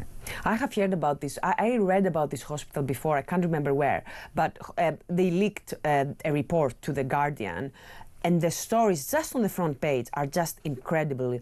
Two nurses were jailed for stealing drugs and sedating patients to make their shifts easier. Oh, I remember that. Yes, they were sedating them to make their shift go quicker, and they didn't disturb them. Yeah, insane. Yes, I remember And the that. Trust's leading heart surgeon was imprisoned for sexually assaulting 5 colleagues. And a coroner ruled that an elderly female patient had been sexually assaulted and unlawfully killed in her hospital bed. Well, it's slightly more than bullying, isn't it? Yeah. This is absolutely, I mean, because people are at their most vulnerable if they're in hospital for whatever reason. They're scared or they've got to have surgery, or then, and they're not well. And so I suppose if you're a predator, well, we saw it with Jimmy Savile. If you're a predator, it's the best place to be. Okay, and I think that what often happens with these kind of toxic work cultures, especially in the NHS, is all of the bad actors, they will band together, and because they all want to be able to get away with their bad behavior, they will make excuses for each other, and anybody who is a good and ethical person will find any opportunity to leave. Yeah, or they'll be forced out for not playing the game. Extraordinary. Another story about Farage here. It says he aims for a reverse takeover of the Tory party. I don't quite know how he's going to do that, but you know that 46% of Tory members want a merger with Reform. 46%. I'm not surprised. I thought that was really high. I remember Jacob Rees-Mogg 2 years ago saying for the first time that we should merge the two parties. We should merge with Nigel Farage. I think that it can be a seductive option for people in both camps, and especially people in the Conservative Party. Yeah, it is for Tories, yeah. But it is very, very risky, and I think it is very risky for their reputation and also for their political alignment. I don't think that they realize, I don't think Reform in particular realizes the divergent interests among the people who are flocking to them at the moment. Because a lot of them, they think, oh, it's great, we're all anti-immigration. Amazing, we can all band together. But when you look at their economic interests, they are actually very different groups. Yeah, it's true. It's going to be very difficult for him to try and square that circle. But of course, the Labour are making hay, as they would, as I'd advise them to. Senior Labour sources says the idea of a merger between Reform and Tories would be highly useful at the local elections, as they would seek to portray the two parties as being similar or in each other's pockets. So a vote for Tories is the same as a vote for Reform. So they would love to see that. But already they have taken so many former Tory MPs and also former Tory donors. What does it mean when you have the same donor who funded the Conservative government for the last 14 years is funding Reform? What do we think that means for their policies? Yeah, and also you've got, like you said, so many Tory MPs in there now that it pretty much is another Tory party in terms of the membership. Interesting. Right, the I paper, here we go. This is that story that I mentioned before. Russian spies secretly entering the UK on cargo ships. And what really annoys me about these headlines is, how is it secret if we know about it, if it's on the front page of the I? It's not secret, is it? I mean, it can't be secret. Not anymore. Not anymore. Men with links to Russian intelligence have used back doors to land in Britain via docks in Torquay, Middlesbrough and Grangemouth before visiting areas with military bases and critical infrastructure. Well, again, if they know that, why are they letting them do it? Well, you know what's the annoying thing about this, though? That to be able to completely filter out all of these things, you would need to add a lot of workload at the borders, and that would make things slower. That would not be good. But we know where they're coming in and where they're going. I mean, there's got to be something about that seems a bit ludicrous. They found out about these ones here, and you know what? Often they will, on purpose, allow spies, identify spies, but not make them aware of the fact that they have identified them, so that they can see what track them, see what they're after. See what they're snooping at. They were tracked to a Dorset military base where Ukraine troops train, to fuel refineries, and then to Falkirk shopping centre. Falkirk shopping centre, after location data linked them to intelligence sites in St. Petersburg and Moscow. What on earth goes on in Falkirk shopping centre that we need to know about? Well, maybe some poor former, Russian traitor who they want to poison. You wouldn't put it past them, would you? The Kremlin is smuggling some of its operatives into Britain. So that's interesting. Moscow is exploiting less rigorous border checks at ports to send agents. They're not doing a very good job of it if we know that they're coming in and we know where they're going. And they're also caught shopping in Falkirk shopping centre. Right, let's have a look at the Metro. They've gone with, again, a completely off-centre story, this is. PM announces Metro Milk campaign victory, formula win. Quite a good headline. Hard-pressed parents will save up to £500 a year in a victory for the paper's award-winning Formula for Change campaign. The soaring cost of baby milk since 2021 has forced many to water it down or even steal tubs costing up to £18 to feed their infants. So this has been a campaign to try and get those prices capped, I guess. And it makes sense that Metro would have this on their front page since it's a campaign their they were campaign, fighting for. But it was I think that what is significant is how the PM made the announcement today.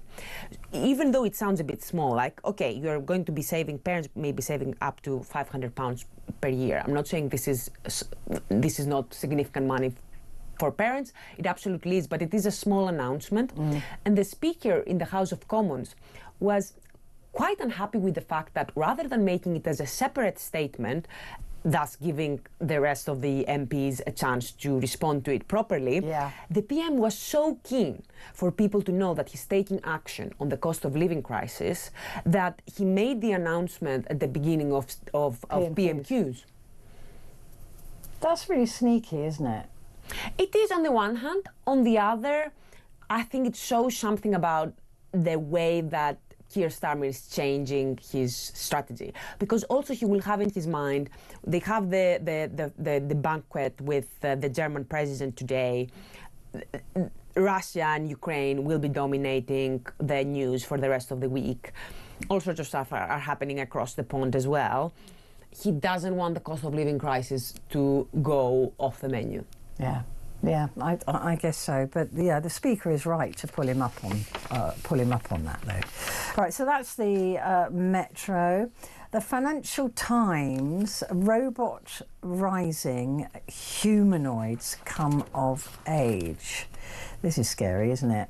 Industries and technicians working on a humanoid robot at the International Robot Exhibition in Tokyo. The biennial trade show has for 50 years been primarily showcasing industrial automation, the no-nonsense factory and farm machinery that have steadily proliferated. But now, of course, the next step is to make these machines look and sound human. What I find very interesting about these humanoid robots is that the main reason why I'm skeptical about AI improving productivity is because physical restrictions means that there is only so much productivity that you can increase on things like services, for example, social care, construction, serving food, anything that requires you a one-on-one interaction. Yeah. And I still think that it will take a very long time for a robot like this to be able to become a plumber. Yeah. But it is interesting. I don't know whether I don't know whether I want all of our technological might as human beings to be focusing on making things like that have such limited usage better and better. And I would say the same about AI more generally. I would love to see more money being spent into bread and butter industries that make normal life cheaper and easier. I completely agree, but businesses are hell-bent on going down this route, and the reason they're making them more human in structure is so that we won't be so scared of them. I mean, businesses, when you say businesses, you are really referring to the top 1% of businesses. Who will rule the 99% of the rest of the world. Much to the detriment of the rest of us. Absolutely, and they've got all the money and all the power, and they will be running the world in 50 years' time. Not if I have anything to do with it. Yeah, but almost in its entirety. We're already seeing in America the sweeping in of the power that these companies have over the president at the moment, and the money, companies like Palantir that I mentioned before, incredible power that they have with the president and over the president, and all the tech boys and tech bods as well. But the reason changing policies. The reason they have all of this power is because he is a very corrupt person who is not ashamed of the fact that he wants to enrich himself, he wants to enrich his family. True. But he's also taken the gloves off, hasn't he, as far as AI. He's saying that he doesn't want any limitations on it, which I think is incredibly dumb. And so not worth it. It's so not worth it. Well, I'm sorry, I'm a Luddite. I'm a massive Luddite in this department. It's not worth it. Well, I mean, the thing is that once they do take all our jobs, they're going to have to give us some form of universal salary, and these robots are going to have to pay tax and national insurance. No, I don't want to be on welfare. I want to create art. I do not want some random AI. No, but we'll have to have a universal basic salary, because there won't be any jobs, so we'll get that. And if you want to work, I would be sitting at home painting. That's what I'm going to be doing. So that's the FT. But yeah, the idea that they're making them humanoid so that we'll be more accepting of them is really cynical, as far as I can see. Let's take another break, Stella. We'll be back in just a few moments.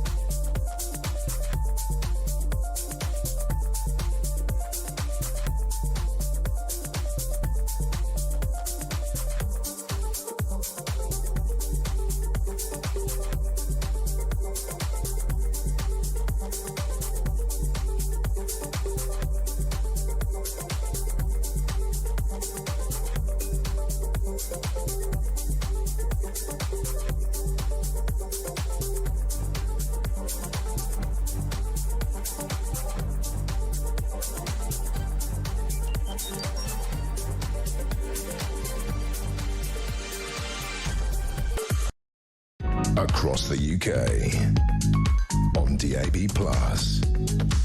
on YouTube, on your mobile, and on your side. This is Talk.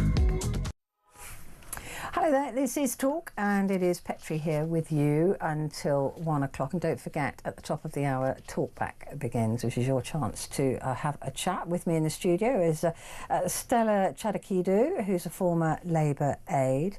We're just looking at on the front page of The Independent here, Stella, a rather sinister picture and bloated picture of Vladimir Putin. He's claimed that he didn't reject the US-backed plan. Well, he wants the plan that he first came up with. He's rejected everything that Ukraine and the EU and Europe have suggested needed to be changed. But of course, to satisfy Trump, he has to pretend that he's at least considering the changes. Well, Trump keeps saying Putin wants peace. There's an easy answer to that. Stop firing at people who are only defending themselves. I'm not because gonna lie. Ukraine isn't attacking Russia. They would stop. If there's no more guns and missiles coming from Russia, it would stop. I really do wish our nice liberal European leaders would be a lot more aggressive in their rhetoric. I agree with you. They would stop. I wish they would stop taking pandering it. to that. And I wouldn't worry about, oh, how are we going to finance this or that? Yeah, can you just use the threats that Putin is spewing out are not credible threats because they are all entirely based on things that are not going to happen and things that he cannot really do. So I do not He's understand showing why. off to Trump. Yeah, that is what he's doing, but we should not be letting them get away with it. No, and Trump is trying to. Putin's also very cleverly managing to drive a wedge between America and Europe. By saying it's all Europe's fault and Europe want a war and all of that. And Trump, of course, will listen to... I don't know what compromat he's got on Trump. I don't know what is going on, but there's something going on. And Trump and him are just hell-bent on carving up Ukraine between them. And of course, we now know absolutely that we can't rely on American support if he attacked us. Yeah, and which is crazy since we're all part of NATO. So if he did attack, America would go, well, it's not our war. And he's entirely naive for that. And he just shows how corrupt he is and how much he really doesn't care about the future of his country or the future of his country's allies. Or the world. Yeah, because they're old men. And you know, if they can't live forever, they're going to make blooming sure none of the rest of us can live either. Yeah, I don't think that they're thinking that far ahead. I think they're just, ugh. Anyway, the other story, a hidden scandal of NHS staff exposed to the new asbestos. Thousands of laboratory staff came into contact with dangerous levels of toxic formaldehyde, a chemical linked to cancer that left victims disabled with severe asthma and forced out of work. High levels of formaldehyde at work. This is why we don't cut capital spending, and this is why we don't think that we can ever stop investing in upgrading our buildings and our infrastructure. Yeah, absolutely. Right, let's quickly look at the Express. Starmer's mission to crush our high streets. This is Kemi Badenoch claims that Keir Starmer is on a mission to crush high street hospitality firms. Oh, so now they care about hospitality. You know what would really help our high streets? If we charged tax on companies like Amazon so that they are actually forced to pay here, which would mean that the crap that we buy from Amazon, and I would do the same they are slightly increasing the tax on Chinese goods. If we did charge more tax on them, it would make the crap that we buy from them slightly more expensive. But that would mean that we could get the taxes, the VAT that we pay on high street items lower. Yeah. And I would love to see more of that, because if you ask people, if you gave people the choice to have more vibrant high streets with a lot more items, with a lot more stuff, with a lot more restaurants or whatever else that they can browse around over not having the absolute cheapest Amazon crap and just spending all of their time inside their homes, locked in, without seeing another human soul, I think that most people would choose the former. Yeah, I'm with you again on that. I completely agree with you on that, because it does. The high streets are so important. It's like we were saying about pubs. They're so important. They're so important to the culture of this country. Even if you're not a drinker, you're right, the pub has just got a different atmosphere. And we need to protect it. We need to protect the high streets, because it's devastating to drive through some high streets that are all boarded up and graffitied, and it's horrible. Right, the Daily Star. There's a I don't care about that. Kelly. Not about the drunk raccoon that was found. Yes, now him. Raccoon. I was just going to say that the Kelly Brook story I don't care about. But there's a little box here on the left about Reki raccoon. Now, this was a raccoon that broke into a supermarket, I think in America. And when the staff came in the morning, they found the wine. It was spirits. It was a spirits aisle. There was loads of smashed bottles all over the floor, and they called the police, and the police came in to investigate because they thought, well, there must be somebody still in the store, or somebody broke into the store. And the police, when investigated, investigating, discovered this drunk, well, unconscious, almost raccoon who was splat on the floor by a toilet in the building, and he'd been helping himself to all the spirits. How many of us can relate? And so they arrested the raccoon and they took him somewhere where he could go on a drip. I think they had to help him get over his hangover. And as soon as he got over his hangover, they released him. But of course, they always look like bandits, don't they? Raccoons with the eyes. So cute. They're so cute. But yeah, that's Reki Raccoon, the drunk who broke into a store and smashed a load of bottles. And he didn't want the wine. No, it was all the expensive spirits that he... Because I suppose they're sweeter. It was a lot of whiskey. That's what I saw from the photos. Yeah. It's got good taste. Really good taste. Right, the Daily Mail. Meghan's father fighting for life. Let him fight for his life in privacy. Yeah, what a strange front page to choose. I mean, honestly, I just want to say, who cares? It's literally just because it's Meghan Markle and they know that anything with Meghan Markle is going to go viral somewhere on Twitter. That is the only reason why they're doing that. But it's so tedious, isn't it? I mean, honestly, I'm sorry for the guy. I don't know him, but I would feel sorry for anybody in that situation. But yeah, he's fighting for his life after emergency surgery in the Philippines. Thomas Markle, 81, who's been estranged from his daughter since her 2018 marriage, was rushed to hospital on Tuesday after being taken gravely ill, at his home. So there you go. Get well soon. I don't care. The Mirror, this is our last newspaper. This is interesting because it is quite creepy, but this is images from inside Epstein's island layer. Now, these were requested some time ago by an inquiry into Epstein. So this is the empty property, now vacated clearly because the man's dead. And so, but these images were sent some time ago. They haven't just been released. A lot of people think these are newly released, as in terms of the Epstein files.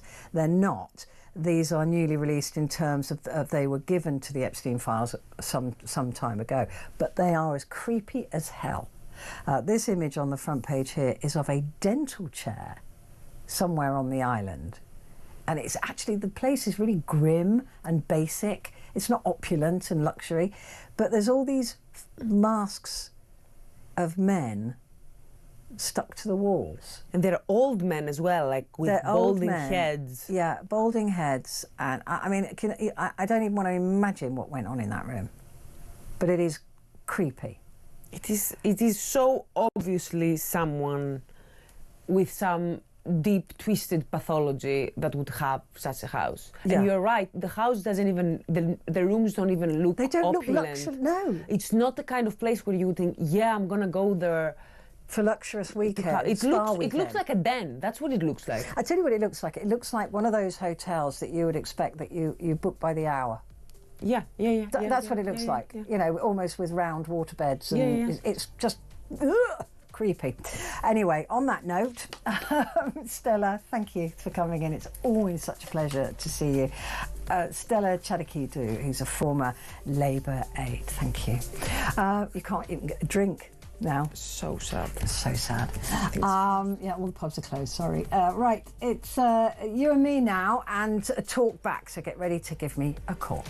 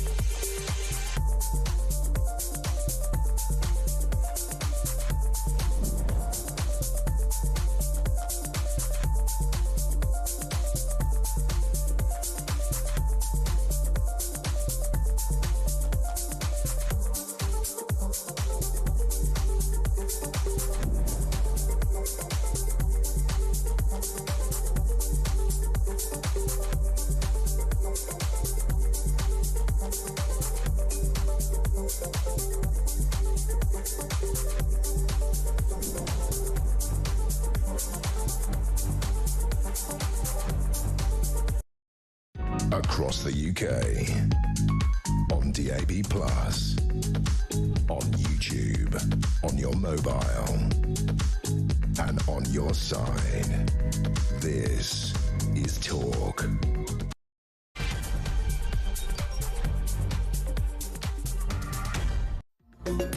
Hey, good morning to you. It is now the 4th of December. Can you believe it? 21 days and it'll all be behind us. Ah, lovely. I'm just the Grinch. In fact, I might just wear green now until Christmas because I totally am the Grinch. I got told off for it earlier on today by a very good friend of mine. But anyway, there we are. You're with me now for the next hour. So it's just us, literally just us. There's no guests, there's nothing else. So I want to talk to you, and I want you to talk back to me about what it is like to be disabled in Britain today, because we always tend to think, well, I believed that because I'm not disabled, you tend to hope or imagine that the world is getting a better place for people with disabilities, but it really isn't. I was talking earlier to Dr. Amo Raju, OBE, who's a disability and charity expert, who said it's actually getting worse. We're seeing more and more violent crimes happening towards people with visible disabilities, people being attacked in their wheelchairs, and just a general nasty attitude towards people with disabilities from others in society. But I tend to think that actually we're just getting nastier in this country. I think that most people are quite selfish.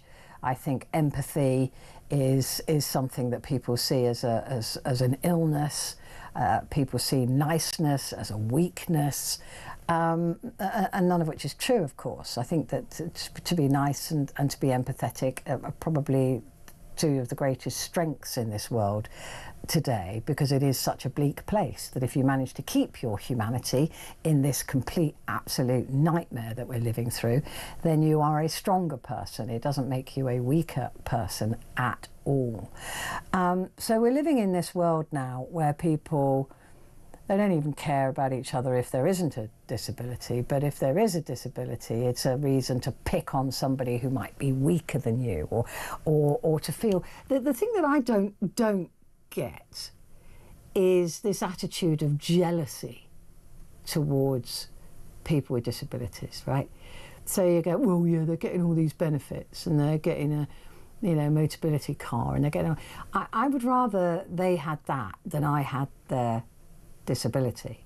I'm grateful, I'm thankful every day that I don't have a disability, and whether that be a mental disability or a physical disability, I'm grateful every day that I don't live in that world. And maybe that's more heightened because, as I told you before, I've got MS, so maybe that is, I'm thinking, great, I'm well for now. I might not be in a month's time, I might not be in a year's time, but for now I'm really grateful for that. So I tend to think that attitude of almost jealousy towards people with disabilities is odd, because you really wouldn't want their lives. You really wouldn't want to swap what you think they've got compared to what they're living with. You just wouldn't want to swap, I don't think. Anyway, you've also got people with hidden disabilities, and to a good degree, I suppose mine is at the moment, because I struggle with standing still for a very long time. So if I was in a queue, I can't join a queue for very long because I would be in too much pain and I wouldn't be able to walk. So there are things like that, and it's not visible, so I just leave the queue. I just think I'm not going to queue up there. Or if I was on public transport, which I'm not anymore because of my immunity, I would stand rather than ask nobody would offer me a seat.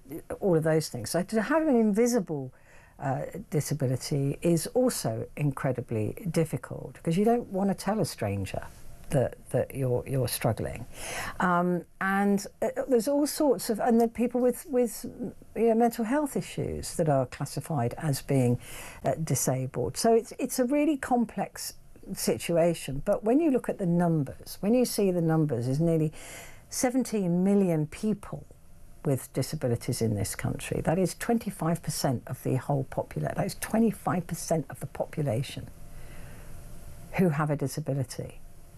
And yet the world doesn't seem to change in order to not only just accommodate that, but to have some empathy, some sympathy, some care that there might be somebody who's not as able as you are, whether that be mentally or physically.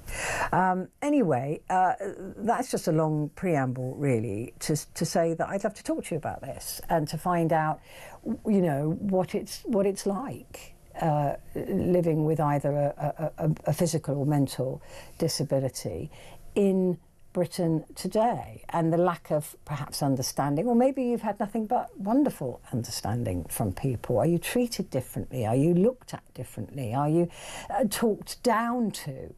You know, especially if you're in a wheelchair, you know, are you ever talked down to? People think that because you're in a chair, somehow you haven't got a working brain either. So all of those things, and don't forget that even if you're sitting there going, well, this doesn't affect me, I don't have a disability, you know, yet. Because at some point you will be old, and that comes with its own frailties, that comes with its own difficulties, or you could be knocked down by a car or a bike or a bus tomorrow. You know, you could get an illness like I did that could, you know, render you disabled within a few years. There's lots of reasons to think that this isn't just other people's problems, that this could also be a problem that you have to face, whether it be with you or be with a loved one. So it's not something that is other people's problems. And we're too quick to do that, I think, as a species. Well, it doesn't affect me, so I don't care. 0344 499 1000. Calls are charged at national rate, but we do call you back. And you can send me a message as well if you text the word talk and then your message to 87222. Alison has called from Sussex. Hello there, a very good morning to you. Hi Petrie, it's lovely to talk to you. And lovely you. to talk to you. I'm calling a little bit of positivity. I got struck with bipolar 20 years ago, Right. and have had to suffer with that ever since. Because I brought up 2 children on my own, I had to work. Mm-hmm. It was very, very painful at the very beginning. A lot of prejudice, a lot of looking at me in different ways, and treating me like I was the nutty one. You'd have a lot of those comments. Mm. And what happens is, I think over the time, I got so tired of it that I learnt more about my illness, and I refused to apologise to it. So I wasn't afraid to come out and say that I'd got it. I wasn't afraid to say that I was having a bad day. Yeah. And I've worked in the NHS now for 30 years, and I can honestly say the last 8, they have been amazing. I am only able to work because of their understanding. And yes, I do get the standard rate PIP because it covers me for the day that I can't work, because I can't work a lot of hours. So I do 25, and the little bit of PIP that I get makes up that extra day. Yeah. But it's their understanding in the workplace that has been able to make me be able to work and able to have that reason to get up and reason to do something. And it empowers you because you're not giving in to your illness. But having said that, it is extremely bad when things are bad. And it doesn't take away the horrible relapses, the horrible things that come with that. But having that understanding within a workplace and not apologising to anybody for your disability has, for me, worked. I mean, that's extraordinary, and there's so much that resonates with me on that as well. It's sometimes very I don't ever like to be thought of as weak or vulnerable, right? No, So exactly the same. tell it, you know, I've had MS for nearly 12 years now, and I only went public with it last year because I was ashamed of it. I was embarrassed Yes, by it. that's exactly how I felt. Yeah, Yeah. I was embarrassed, and I didn't want to be treated like I was weaker. Yes, because also it's bad enough being given the diagnosis of the problem without then having the looking at you and thinking that you're different and thinking that it's bad enough having that disability in itself without and I don't want to experience. It was always something I considered incredibly private. I would only ever tell people. Members of my team only found out when I had a relapse. And I needed help walking from the car to the studio. Yeah, because I literally couldn't do it without bumping into walls and falling over. It's that support. I mean, even my colleagues at work. If I sit next to a colleague at work, and even though I'm medicated every single day, my bipolar is there in some form or another. And some days I want to be very quiet, and I just say to my colleague sitting next to me, "I'm really sorry, so and so. I'm having a little bit of a bad day today. I probably won't be talking as much, but that's no reflection That's brilliant. on you." That is brilliant. And they accept it. And I've almost educated my department, where they were once, oh, look at her, she's off for 2.5 months. Look at her, just, she's this, that, and the other. To actually educating them and saying to them, look, I'm not going to apologise for this. Unfortunately, it comes along. I relapse, and this is what happens. But I'm just the same as you. And I deserve the same respect. And that is a change, isn't it? That is a change in that people tend to be more.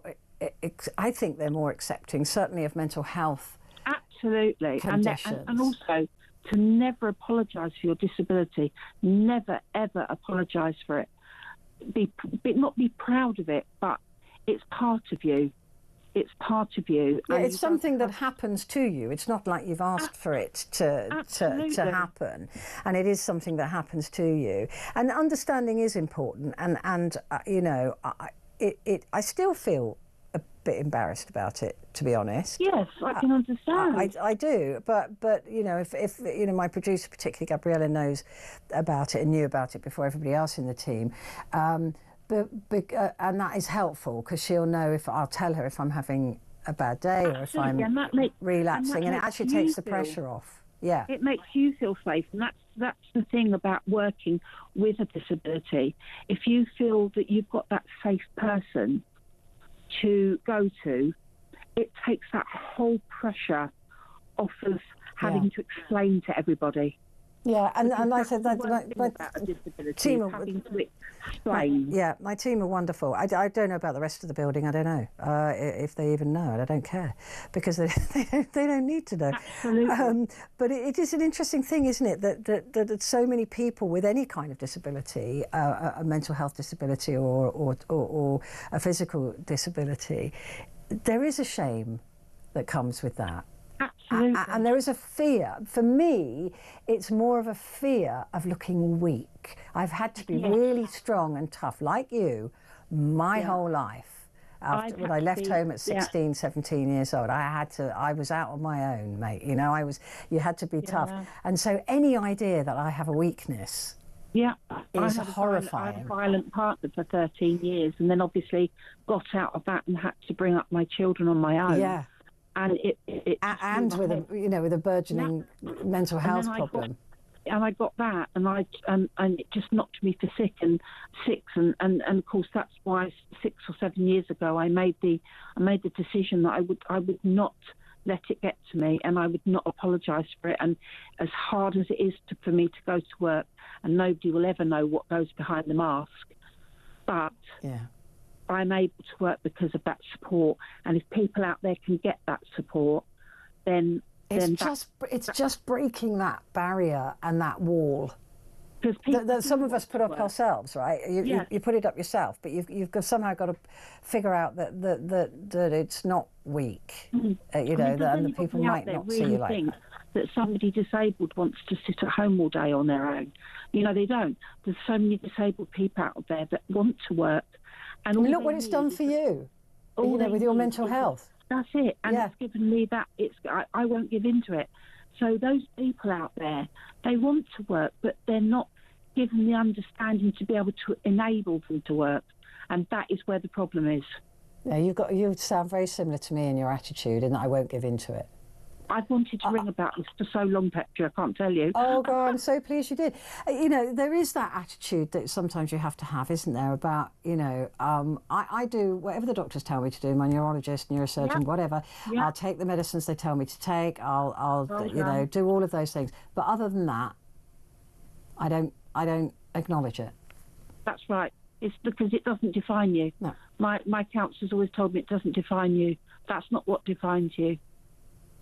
I mean, it's really, it's so lovely actually for me to speak to somebody who has the same mental attitude as me. To I'm something. sorry.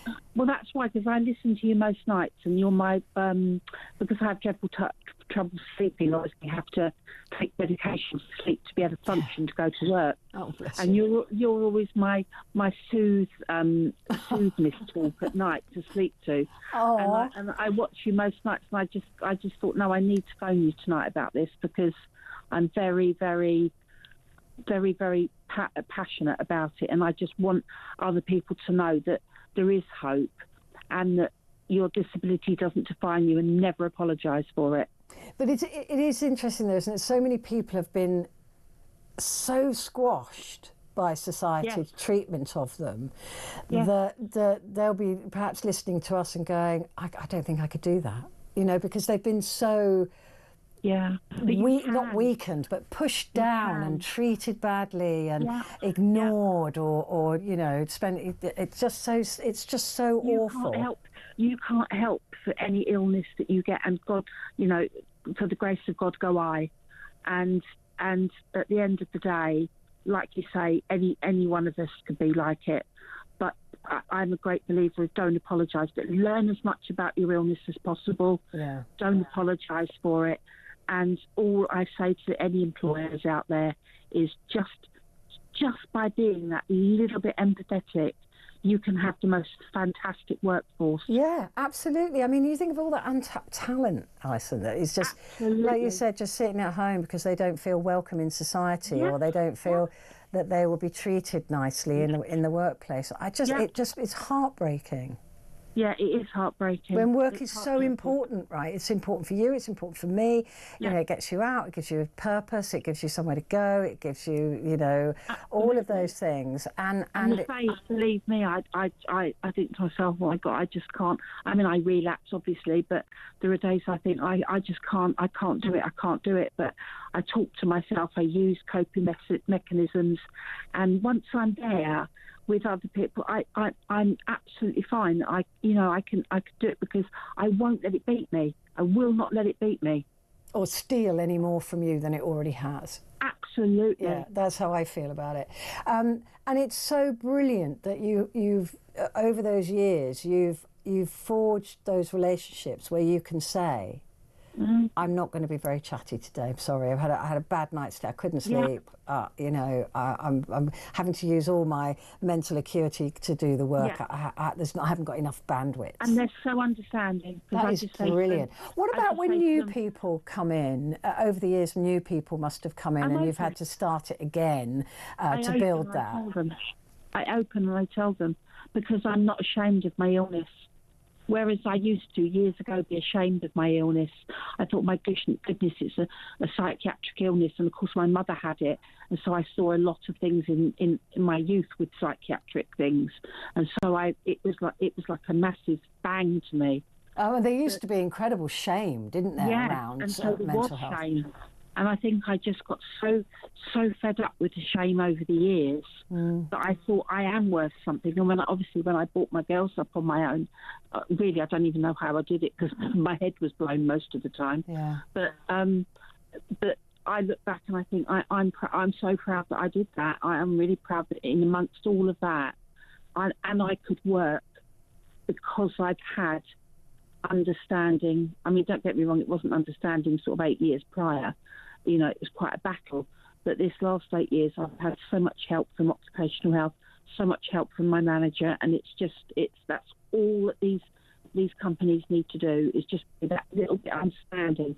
We can be a brilliant workforce for you if you just have that understanding. What do you think is going on in society, though, Alison, at the moment with people and their behaviours, particularly towards vulnerable or or disassociated communities in this country? I think a lot of it is total ignorance in one way, and I think again there's that thing of, oh, disabled people get this and disabled people get that, and I think I just don't understand that attitude. That doesn't sit very well with me. Because when I went to get my PIP, I mean, I was so ashamed of that. I can't tell you how, I've never taken anything ever, and I was so. Oh, we lost you. No, it's an interesting thing, isn't it, about the shame of reaching out for help. But I think even if that's either that's benefits or that's just help from people around you, it's such a difficult thing to do. But hopefully it will get easier, because there used to be shame about having cancer, and that shame now has lifted, thankfully, and now we've just got to lift that shame over having a disability. Alison, thank you very much indeed. You were cut off, I'm sorry, at the end there, but it was lovely to talk to you, and it's nice to meet a like-minded chick who's out there. I've got to take a quick break, but I will be back in just a moment.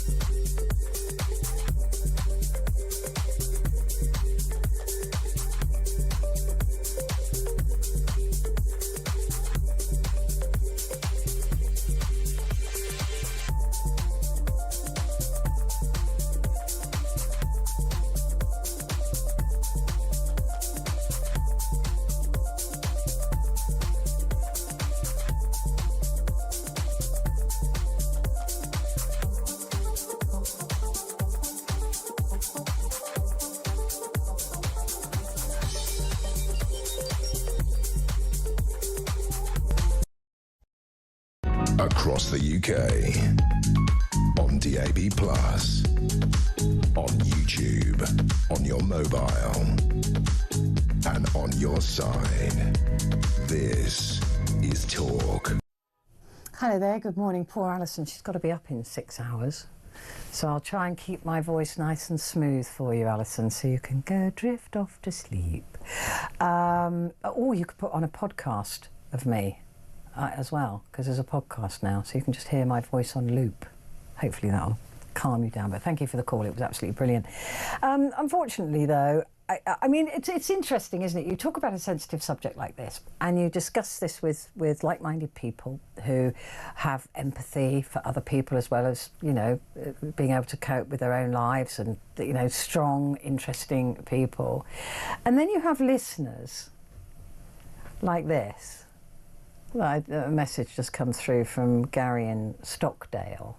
Gary, seriously? Really? Really? You're just a little bit pathetic. He says, does she want a medal? Now, I'll tell you what she wants and what I want is for people like you to grow up and show a little bit, just a tiny, if you're capable, a tiny, tiny little bit of human empathy. Just a little bit. Try and think about it, right? And grow the hell up. pathetic. It doesn't make you look big or clever. It really doesn't. It just makes you look mean and small, which, to be fair, you probably are. Kaz has sent me a message. Morning, Kaz. It says, I hope you're well. I am, thank you. Long time no speak. The thing is, with disabilities, people think you're faking it. Mine is invisible, and I'm still struggling with alcoholism, yet I live on £95 a week. That's a lot to put up with, isn't it? She told me what her illness is, but I can't pronounce it. So sorry. But yeah, it's just... And there'll be other people who good on her. I just don't get it. I just don't understand how people can be so small. Carol, good morning. Oh, good morning. I came to you a little bit late tonight because I've just come from my sister who has got a disability. Right. And not only a disability, I've just found out today as well, she's schizophrenic and wow. Which have, for the last 4 years since mother died over about a year and a half ago, absolutely gobsmacked with she's 54, God bless her. She's my baby sister. I love her. I'm sorry. Oh, Carol, I'm sorry. I love her. And to find out that she is schizophrenic, and it's only with me and my family that we've pushed there, because the difference between learning difficulties, which you can definitely see, the way that she is, the way that she behaves and everything. Like I think I told you regarding about something to do with council and whatever, that she only had a week after my mum died to get out of the property. Oh, yes, because I she remember weren't. that. Do you remember she weren't on the? She wasn't on the deeds. On the book, yeah. Or whatever. So anybody hears me out there now, if you do have a person who's got a disability in any way, as a parent or whatever, please put your child on it. It don't matter how old they are or whatever, because they'll get dished out in a week. I'm not saying it could be every council, but with Bury Council, they definitely try to do that. But I got that sorted out anyway. And with the grace of God, she's got me and my family, but not every disability person has that. So if anybody that's listening, please make sure that if they have any disability in any way or whatever over the age of 18, they have to make sure they're on the rented book, else that could be a problem, and it can be a massive problem. Yeah, it's a very important thing, actually. So I think most councils do that. I don't think it's just Bury. So when she was diagnosed, she's just been diagnosed today with schizophrenia. We've got diagnosed. She's been referred now back to the mental areas, which I've been fighting regarding with her, because she speaks to people, and we just thought it was a father that had died, because she's my half sister. So she's seeing people that aren't there. Yeah, right. And the thing is that she's seen a person. Well, she's not seeing, she's hearing, and she's hearing a person is like, when I'm saying we have to do this or we have to do that, she's going against. It's like with God, in a way, the good and the bad. She's going against anything that's good. She's going against bad, which is it's a massive difference between learning difficulties and schizophrenic. But the thing is... Did you suspect that it was Yeah, I did, because I had a report after my mum died when she was in her teens. This is when it started, in her teens. And then, with the grace of God, nothing's been done for decades. For decades, she's had no help, no nothing. Honest to God, I will look that up afterwards. I will deal with that afterwards, because that's the kind of person that we have. And I've just come home and probably cried a lot, with her. And I'll be honest, I'm relieved to a certain degree now, after the meeting that I had today and after the way that she spoke. But as like you said, she is embarrassed as well. even though she's got learning difficulties and she's schizophrenic, she looks at what she calls the normal people. And like I say, I'm not that normal neither. We all have our, our different ways. So she's trying to relate, to be a normal person, but she can't do it. If you understand, she can't do it. She can't be that, what she thinks being, because she just screws it up. And it's not her. And I keep saying it's not your fault. I rang her up twice tonight and said, what you've said today will help us to help you. Exactly. And that's the thing, is because schizophrenia can be managed, can't it? With drugs. And I think the difficulty is with it, you have to find the right combination of drugs, so she's not medically coshed and doesn't lose too much of herself. Exactly. Yeah, so it's a process of learning, isn't it now, which combination will work best for her. But at least there's an answer to it. Well, that's what it is. But the thing is, it's took somebody like me and my family to recognise it after decades after decades after decades. I have tried to do with my mother regarding, but I won't go down that road regarding, because she's still my mother. But I wouldn't say she was the best of the mother because she had other children. And I wouldn't say that in any way. Or maybe she couldn't manage it, because I'm finding it hard, manage it or whatever. But there's still, with disabilities, I think disabilities are really, really not being out in any way over the decades. I think there is a tendency to park people.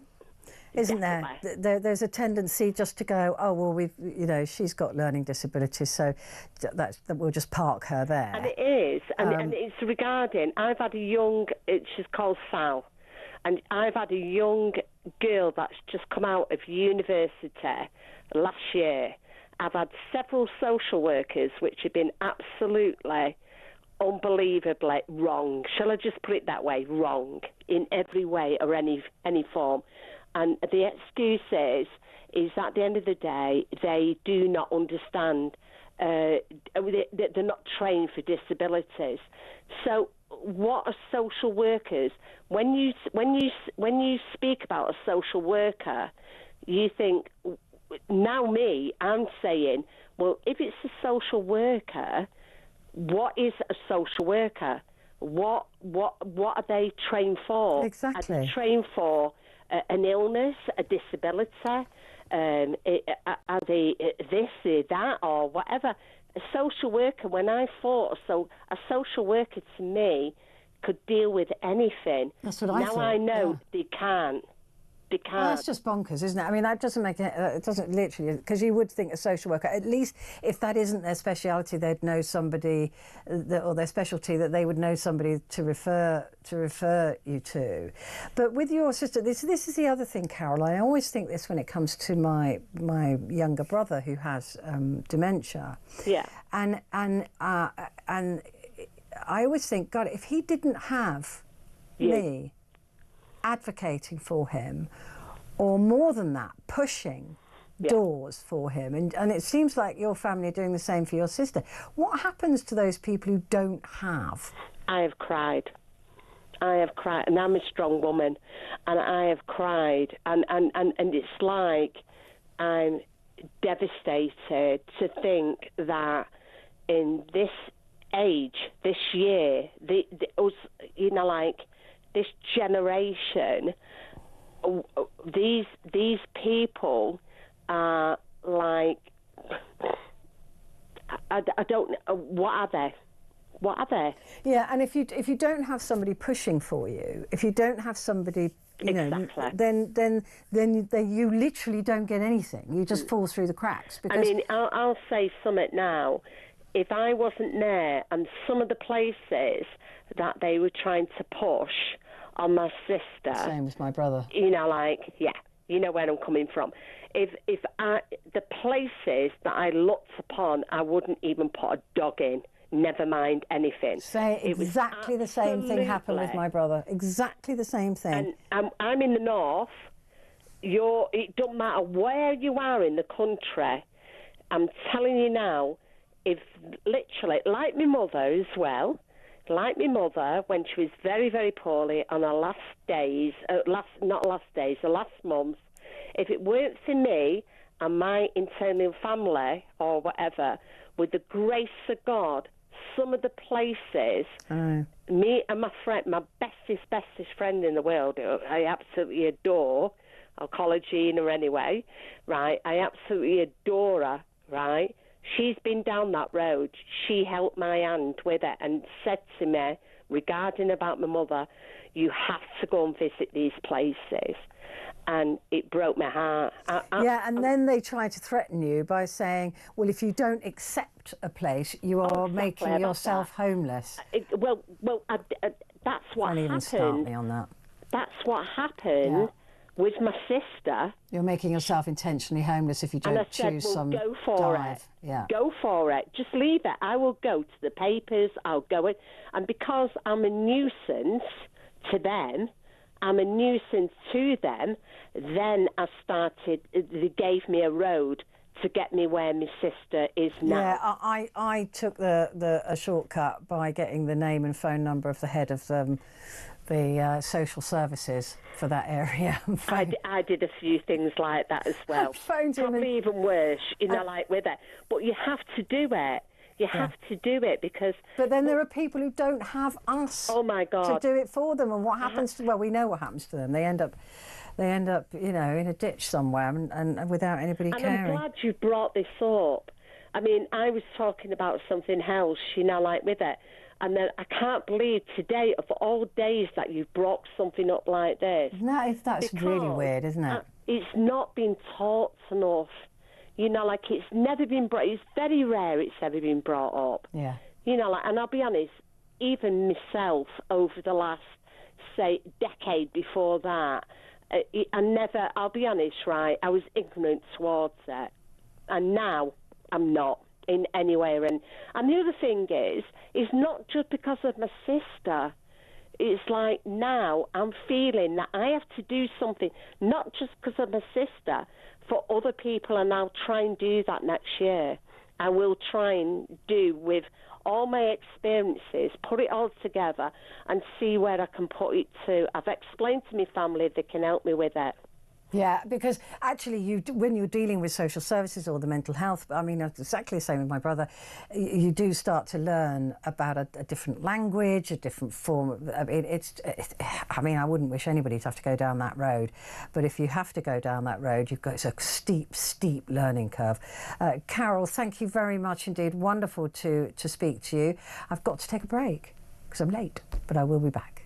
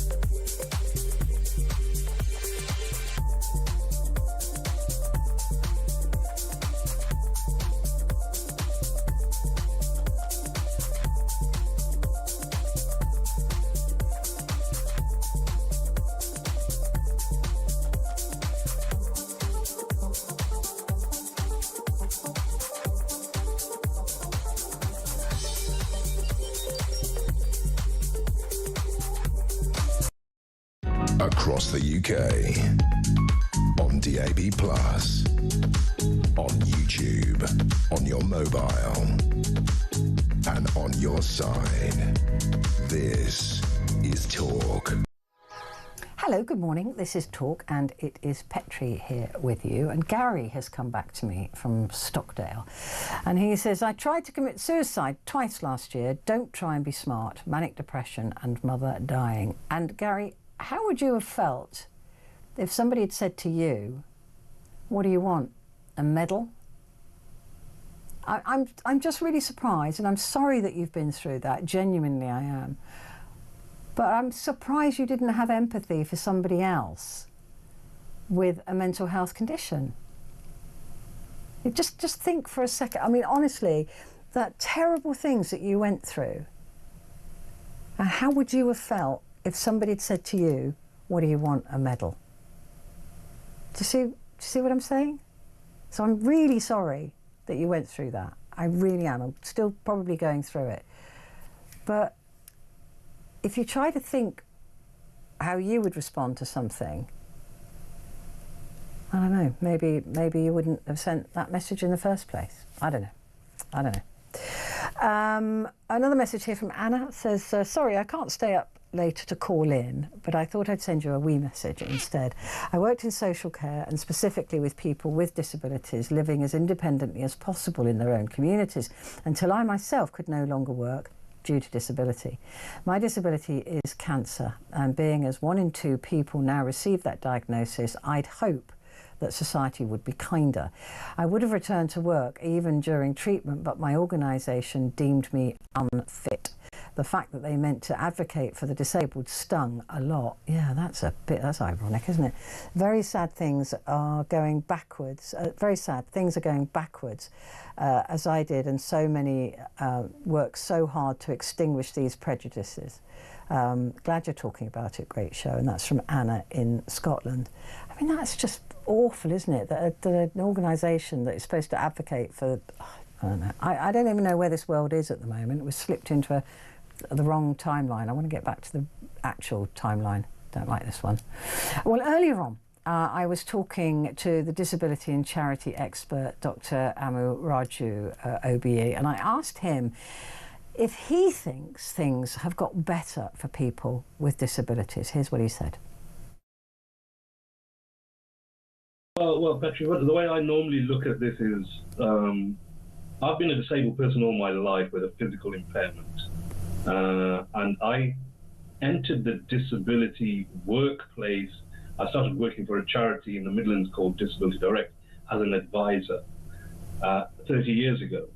And over that 30 years, I can only say things have gone worse.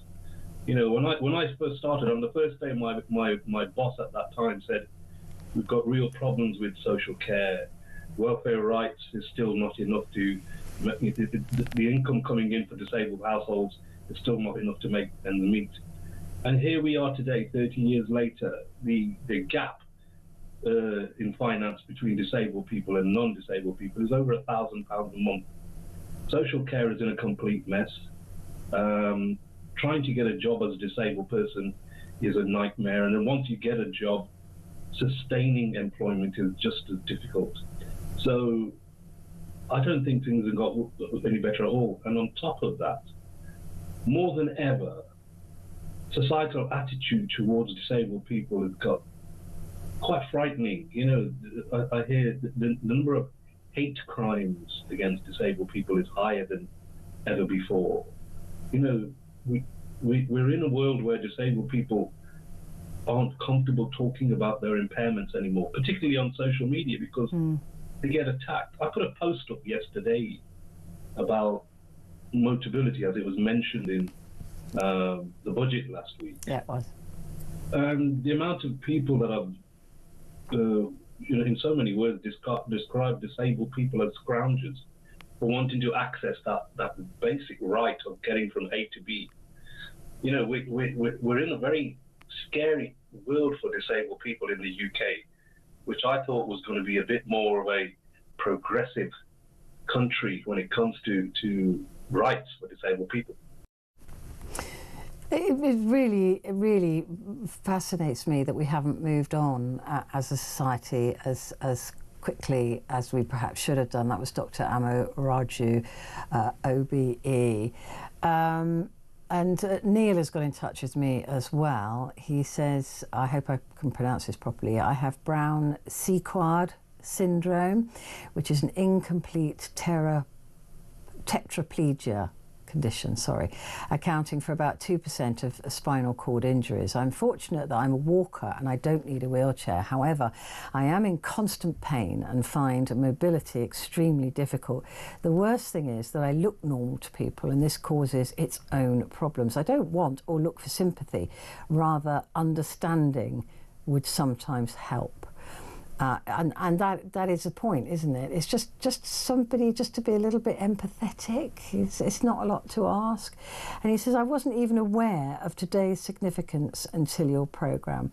Neil from Wakefield. Yeah, the fact that it is supposed to be International Day of People with Disabilities, a day to raise awareness promoted by the United Nations since 1992, rather badly, I would say. I haven't seen any other news organisation or any other programme talk about this, and yet 25% of this population is registered with a disability, and yet no other programme has talked about the fact that it is International Day of People with Disabilities. That in itself is shocking.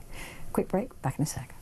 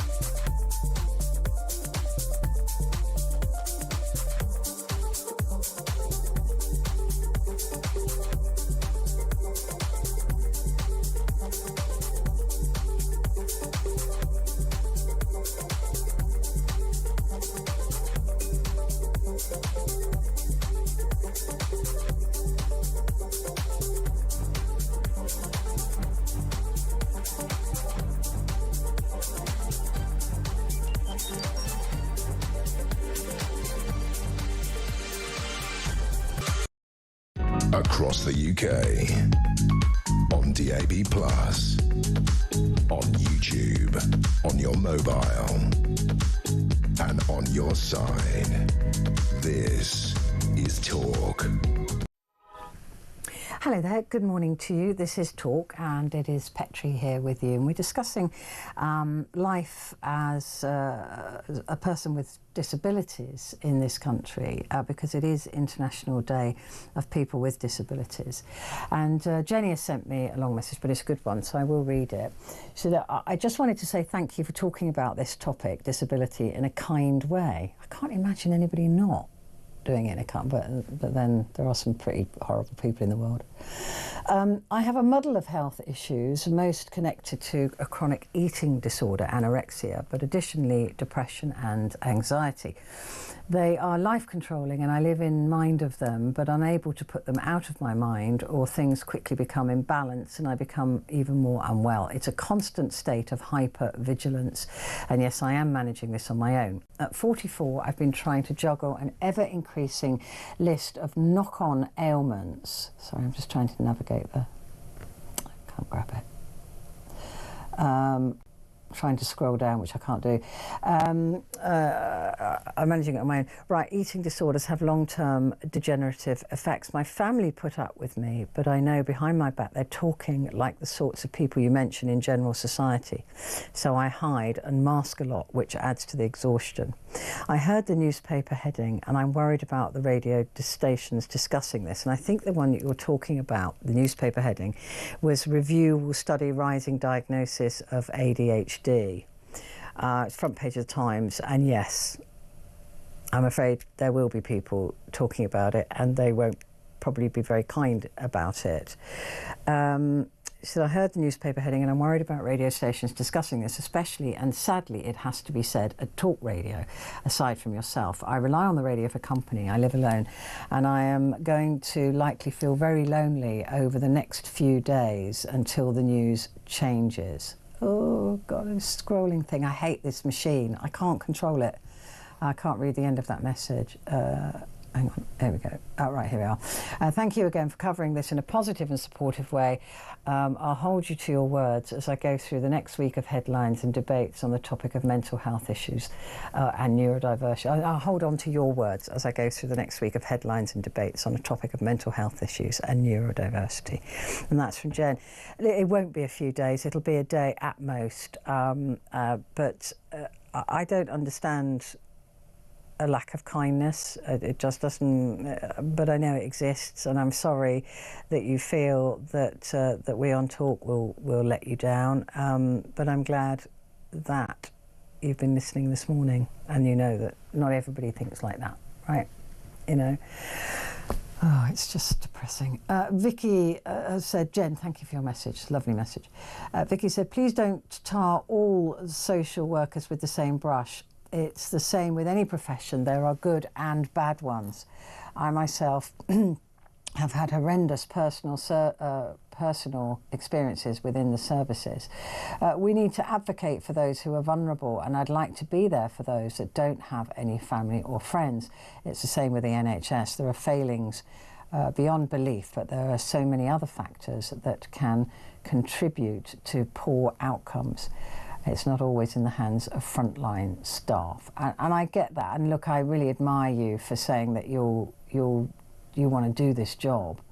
It's not always the hands of frontline staff that nobody hears about. So I'm really. It's so nice that because you've had a bad experience that you're going to now try and fix that for other people. I think that is absolutely. That's what we need more of in this world, actually. It's not people being horrible, it's people actually thinking and being kind and being nice to other people. I just don't, yeah, it doesn't seem to be that difficult to me. Evening, Petrie, this is from Samantha. Good to see you for the full 3 hours, thank you. Disabilities, whether visible or not, we are judged. I remember the first time I went out on a mobility scooter that I had to fight for a grant for, I might add. Somebody straight away put me on Facebook and said, look at the middle-aged fat woman on the mobility scooter. I nearly gave up then. Media referring to us as scroungers, and as for jobs, well, once all healthy jobless are in work, then maybe we can sort out accessible workplaces. And that's from Samantha in Lancashire. And Joanna has said, hi Petrie, the worst disability is the one you can't see.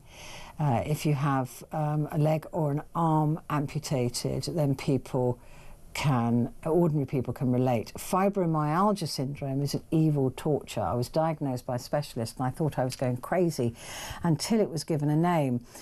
Giving it a name for me was something tangible. I could research and deal with it. I carried on a reasonably average life. Trying to explain it to non-sufferers actually makes you sound mad. Fast forward nearly 20 years, negligence by an employer, and I have a physical injury and then major arthritis as a bonus. I can see the difference in accepting physical, visible disabilities and how differently you're treated. People that don't suffer just do not understand. So that's interesting. You've seen it on both sides.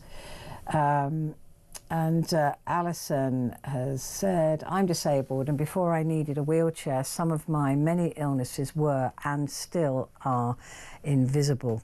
I had to justify being ill and disabled because I was able to brush my hair and I could wash and clothe myself, which I shouldn't need to do. It's not easy being sick and disabled. And it's really sad, isn't it, that all these people, 25% of the population, are living with some kind of disability, and yet there really isn't that empathy that should really be out there. And the headline here that Jen was talking about was a review will study rising diagnosis of ADHD. Which will create a lot of comments like, well, they're all making it up. There's all these people haven't got it. You know, everybody on, you know, and I know that is what a lot of people will be facing, certainly over the next day, without really considering that whilst there will be people who are pushing it and parents pushing to get that diagnosis so their child has advantages that others don't have, there will also be those who are really suffering with it, and that's the thing that we've got to always keep in mind. The Health Secretary is concerned about the sharp rise in diagnoses of mental illness, autism and attention deficit hyperactivity disorder, which have become the most common reason for a sickness benefit claim. Some 4.4 million working age people claim disability or an incapacity benefit. That's a rise of 1.2 million since 2019.